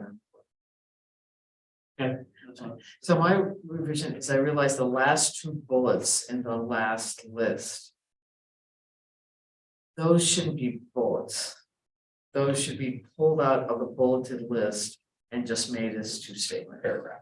Okay. Because they're not examples of whatever they are, responsibilities, whatever, they're overriding statements. Okay. So when I looked at it again, I'm like, take them out of bullets, just make them 2 paragraph statements. Okay. That's a formatting issue, not text. See Jen's writing it down right now. Thank you. Okay, any questions on this policy? I just want to say thank you to Charmaine, because you really worked a lot on several different policies for the library, brought us all up to date. So thanks very much for that hard work. And the committee's been great, and Jeff's been, but thank you. This is a rewrite. Yeah, just. I think for the best. Thank you. Okay, I need a motion on this one too. So moved. Okay, second. Also. Okay, all those in favor signify by saying yes or raising your hand. In opposition, this motion carried as well. Okay, notary service. Okay, you asked me last month. Yep. I recommended that we offer notary services. The answer is no. You want my simple answer? Having looked into this, I've got all my, no one cares. It's, we've had, thank you. We've had extensive conversations with both our attorney and, you know, looking at her, the same attorney writes this, ask the lawyer. The complexity of offering notary services in the library. The biggest, reason that I come down on the no, and it's not a super firm no, the reason I come down on is the increasing potential for notaries to be called in to testify.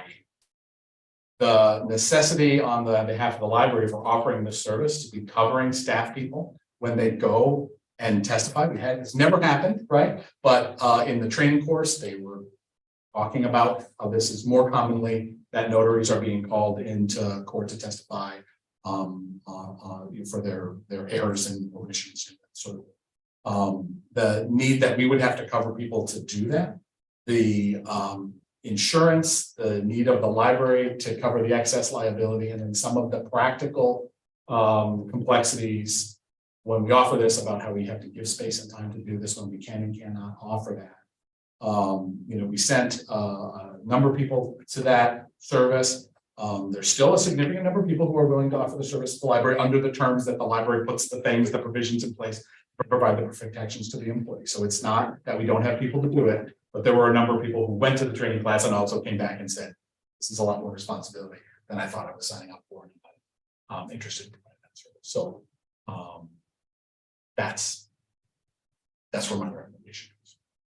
Yeah, I'm totally okay with that, with the proviso that we should just have information available where they can go get it. And then at the desk or whatever, so if someone comes and saying, I want you daughter services, you will offer it, however, here's a card, here's some information. Be next door, Right. but it'd be the first thing, if they're open. Do we have an information packet like that? We can. We don't have anybody current. Who's a notary? We have Tanya, Other than- but she's ending at the end of the month, so.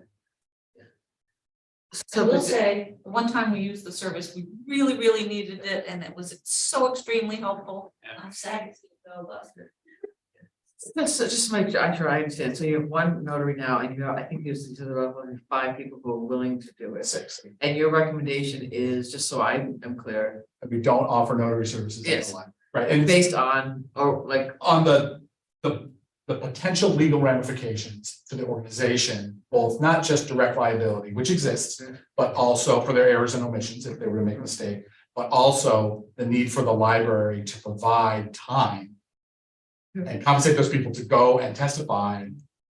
It's a protection for the staff. I mean, and that liability doesn't end. Even I was having a conversation with Tanya. What happens if an employee leaves? They notarize something. But they know we're notarizing as part of their function for the library. What happens in that situation? Yeah, obviously, you'd be paying them for that time, but it adds a complexity, I think, just as some of the employees realized the weight of what they were doing. and also I believe the lawyer recommended that we go with that highest level of insurance coverage, which would be extremely costly. Yeah, it's $140 per notary. There's no, it is not included directly under our liability insurance. You know, it's an individual liability for $100,000, $140 a year for each of them. And then the library would need to put in it, the attorney's recommendation, a provision that would, the library would accept the excess liability that would happen if that insurance, unlikely event the insurance was to be run all the way through, the library would accept that cover that liability because it's being done on behalf. So it just is one of those things that seems very simple and it's awesome. I love offering the service. I like to say yes to everybody. You know, I really like to offer a lot of services. It just seems the potential negatives, the small possibility negatives seem very high to me for a service that's available. And to vote on that or no? No, Okay. but I do need to tell me. I mean, so if you tell me this is a service we want to offer, got people who are willing to do that. I had a conversation with Charmaine or the policy committee. Should we put the policies together in anticipation that we might need them? We said no. We'll hold off on the results of this meeting and just make sure that we're all on accord. And then You can always bring it back. we can bring it back, right? I've got some people trained to do it, so it's Yeah. okay. can you just add that to the public information? The library will no longer be providing notary service as of that date, At the but end we of- will provide you with resources. Yep. So as of the end of June. Okay, other old business. Just an update on the gifts and donations policy. Jeff and I are meeting this week for a sit-down session to start that one. We've had some thoughts and philosophical discussions, but we will actually start, you just see the enthusiasm coming out. I'm sorry, we're starting on Thursday in person. And then we'll bring out obviously to the policy committee, but we figured we just start hashing out for it. The other thing I wanted, I think it's been going pretty well with Ashley McGraw, where people have concerns or just let me know, but I think to me the communication seems to be going pretty well. I am a little concerned about like when are we gonna go public this stuff? So Well, and that's where it's difficult to talk. We're still in schematic design. We're still talking about, like, they're not laying out shelves. That was the question about, is it as much shelving? They're not laying out shelves. They're saying this much square feet is being dedicated to this function. This is how much square feet is being dedicated to children's. Now, what does that begin to look like? And that was that conversation that we're having with us. So, yeah, I don't know. I know. Like, when's the appropriate time? Because you can point to something, but we're still at the point where if at tonight's meeting, you guys had said, hey, let's swap the children's and adults, they're not locked in. You're not locked into any kind of design. They're still at those functional levels. And that's, I don't want support for you to know that we're not past that point. If you have ideas, it's time to talk about, how big, how many rooms? Those are things that are active discussion. So how do we go to the public with, other than continuing to say that we're discussing, please watch the presentation. We're happy to talk to you about this. We're going on listening tours, talking with groups around the community, just to make sure we're harvesting that information. And Jen's got that document. She's put it all together. So we continue to harvest those thoughts from the public. I'm surprised there aren't more people, well, maybe not, I don't know, who aren't coming to the meetings, because, having been on the school board and gone through the bonds, generally people are showing up to just see this, seeing it being built. And, and I think you've done a good job saying it's on the agenda, the board's, undertaking. So that's because in a way, we've already gone public. We're having these meetings in public, people watch the tape. I think eventually once something is closer to design, has a price tag stuck on it. And once the board has accepted design with the price tag, I know, at least from my experience, then you go on these streets listening to us to try to sell that project. But I also am used to more people coming as a project is being developed to weigh in and to watch the process. So, I think you've done a good job advertising it in a way people can come to meetings. I know in general conversation, I'm saying to people, just so this is public knowledge, the library is considering a bond project. You should come to the meetings and, so I think just using networks, but I think you've already gone public, and then I think once the design is chosen, price tag, that's when you start hitting the progress club meetings and PTAs and saying, this is what's going out, this is how you get information, this is why this bond is this amount. And that's where we are. I feel like we're getting feedback from the community, making it by hand. When Kristen puts out something in the footnotes that asks for feedback, we get it for about 2 weeks. And then we go out and seek out people. But I feel like I'm almost pulling, would you like to come in and sit down and meet for 5 minutes? Like how long we've been talking about this for a while. Right. So. I mean, there will be people that will be surprised. They will be. They will be. And, act like they didn't realize there was gonna be a bond. No, we don't, we have that sitting in our. Right. Well, I think keeping a binder or at least a record of every single footnote that goes out where it's mentioned, so you can say, She's got it. oh, We for have the it. last 6 months, 8 months, oh, here it is, and then still do the. But just say it's not, we're not hiding anything, Yeah, it's a file that I have a proof of public communication. Yeah, So, we were talking about this thing for years. yeah. I mean, in terms of the design, the only thing that when I look at something like that is. I'm a little uncomfortable with where the teens section is, because it seems like it's really attached right to the children's, but. It's all in terms of the definition of teen, right? And I mean, do you want your kid that's 12 there, or do you want your 17 or are they gonna be your adult?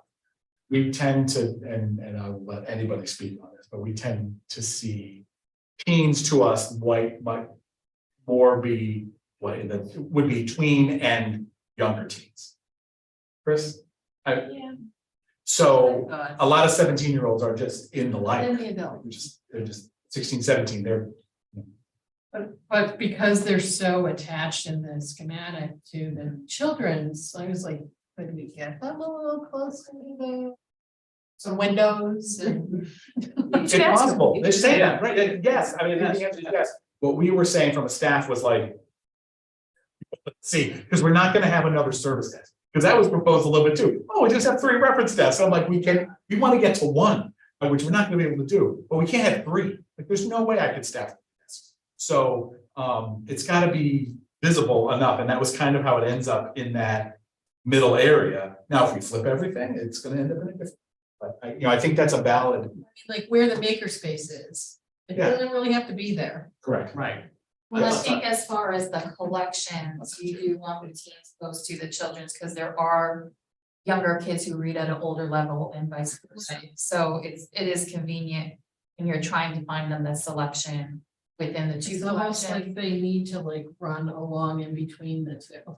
Yeah, but I think things like the little separate activity room for the teens should be closed in, and we don't need a separate little lounge area. I think it could all be held within that space. That's their hangout space. And you may see some more older teens starting to hang out there if we have a dedicated space. Like there's never been a dedicated space. We've been trying to fit it in the footprint that we have. And it's not ideal. So one of the common complaints about this thing is that when it was built in 73, it was way too late to not have dedicated teen space. Most libraries by 73, they knew that that was a thing. It wasn't like, oh, we didn't know we served teens. If you had said that in the 50s or 40s, you could have said, hey, this is an emerging place, you know, teen services is emerging. But by the 70s, they should have known. I'll throw some people on the bus. They should have known there was a teen section. So when Chris came, it was an attempt to carve that space. It's not ideal, but it exists. So we're trying to make sure we're giving it the shrift it deserves and have an actual space. So those are important comments. I mean, my sense is that they use a lot of study space. Yeah. And maybe that's what they're doing now instead of using that space, is what I would guess. And that's our recent thing about study rooms. We were talking about carrel space versus study space. Most people who are in a study carrel would rather be in a private room, right? If they all think people. So you know, maybe if we have more study rooms, maybe we don't need as many carrels. We can talk about that. And then when they started, it was always tutoring in those study rooms. That was what they were for. That is not what they're for now. That is, they're certainly used for that, but not nearly as much as I would have said 5 years ago. So the use of those individual study rooms, there are a lot of people that just need it for bajillion purposes. What I'll stop now. Yeah, so I would encourage people, I know it's July, it's probably the worst time, but if you can really try to open up with some time in your schedule the week after July 4th to have an engagement session, it would be really helpful. Try to make it, not make it hours, but you know, try to make it productive. Okay, any other old business? Future business? Future business? I have to check the calendar on this, but Jeff's evaluation process starts sometime this summer. We have a whole time frame, but I can't remember what it is. So I will check that and see what that's starting to kick off, if you can believe it, in July or August with. I forget all the steps, we have them, and there's a time frame, so I will check that. And if it starts in July or if it's relevant to the July meeting, I'll get that on the agenda. I might also be looking for someone to kind of participate or shadow me on that too, just because with the policy stuff and all the rest, I might be looking for a little bit of help. But we'll put that on the agenda at an appropriate time and go over the steps and the time frame again. Any other public participation or any other business? Guess I've got one. This will be my last meeting as a member of the board of the library. I'm stepping down. It's been 10 years since Tanya accosted me on the T-ball field. The 1 year that my children played T-ball and said, hey, we got an opening and nobody's running. What do you say? So it's just been a wonderful experience. And I want to thank you all for it. It's just been so much fun. This library is just such a wonderful, precious resource inside this community. And I think we all do a fantastic job. You all do a fantastic job of taking care of it, you know, and sort of giving it the love and attention that the town expects. And I wanted to thank all of the board members here for being friends, and all the staff who are just absolutely fantastic. Thank you. Please thank everybody who isn't here, and to Jeff, who is absolutely the best director anybody could ask for, just head and shoulders. So yeah, so thank you very much. 10 years, it's been a great experience. I look forward to seeing how this building project goes. I'll be watching it closely. Well, your expertise will be missed. Yes. Thank you guys. Fun. Right. I look forward to your comments on the building project officially. So, and everything else. Participate. That's an email, that's okay too. Thank you for your time on the board. Been a great deal. So, thanks. You'll be missed. Definitely. Okay, participation. Yeah. Okay, so does that have to go on the agenda then? Yeah. How I see this, I have no idea. Yeah. Okay, so that's the future business or something? Yeah. Okay, There's a process. okay, thank you. Yeah. So. Happened before. So. Okay, any other questions, thoughts, feelings? Okay, need a motion for adjournment. Oh, second. All those in favor, please signify by raising your hand. Great, thank you. Thank you. We're adjourned.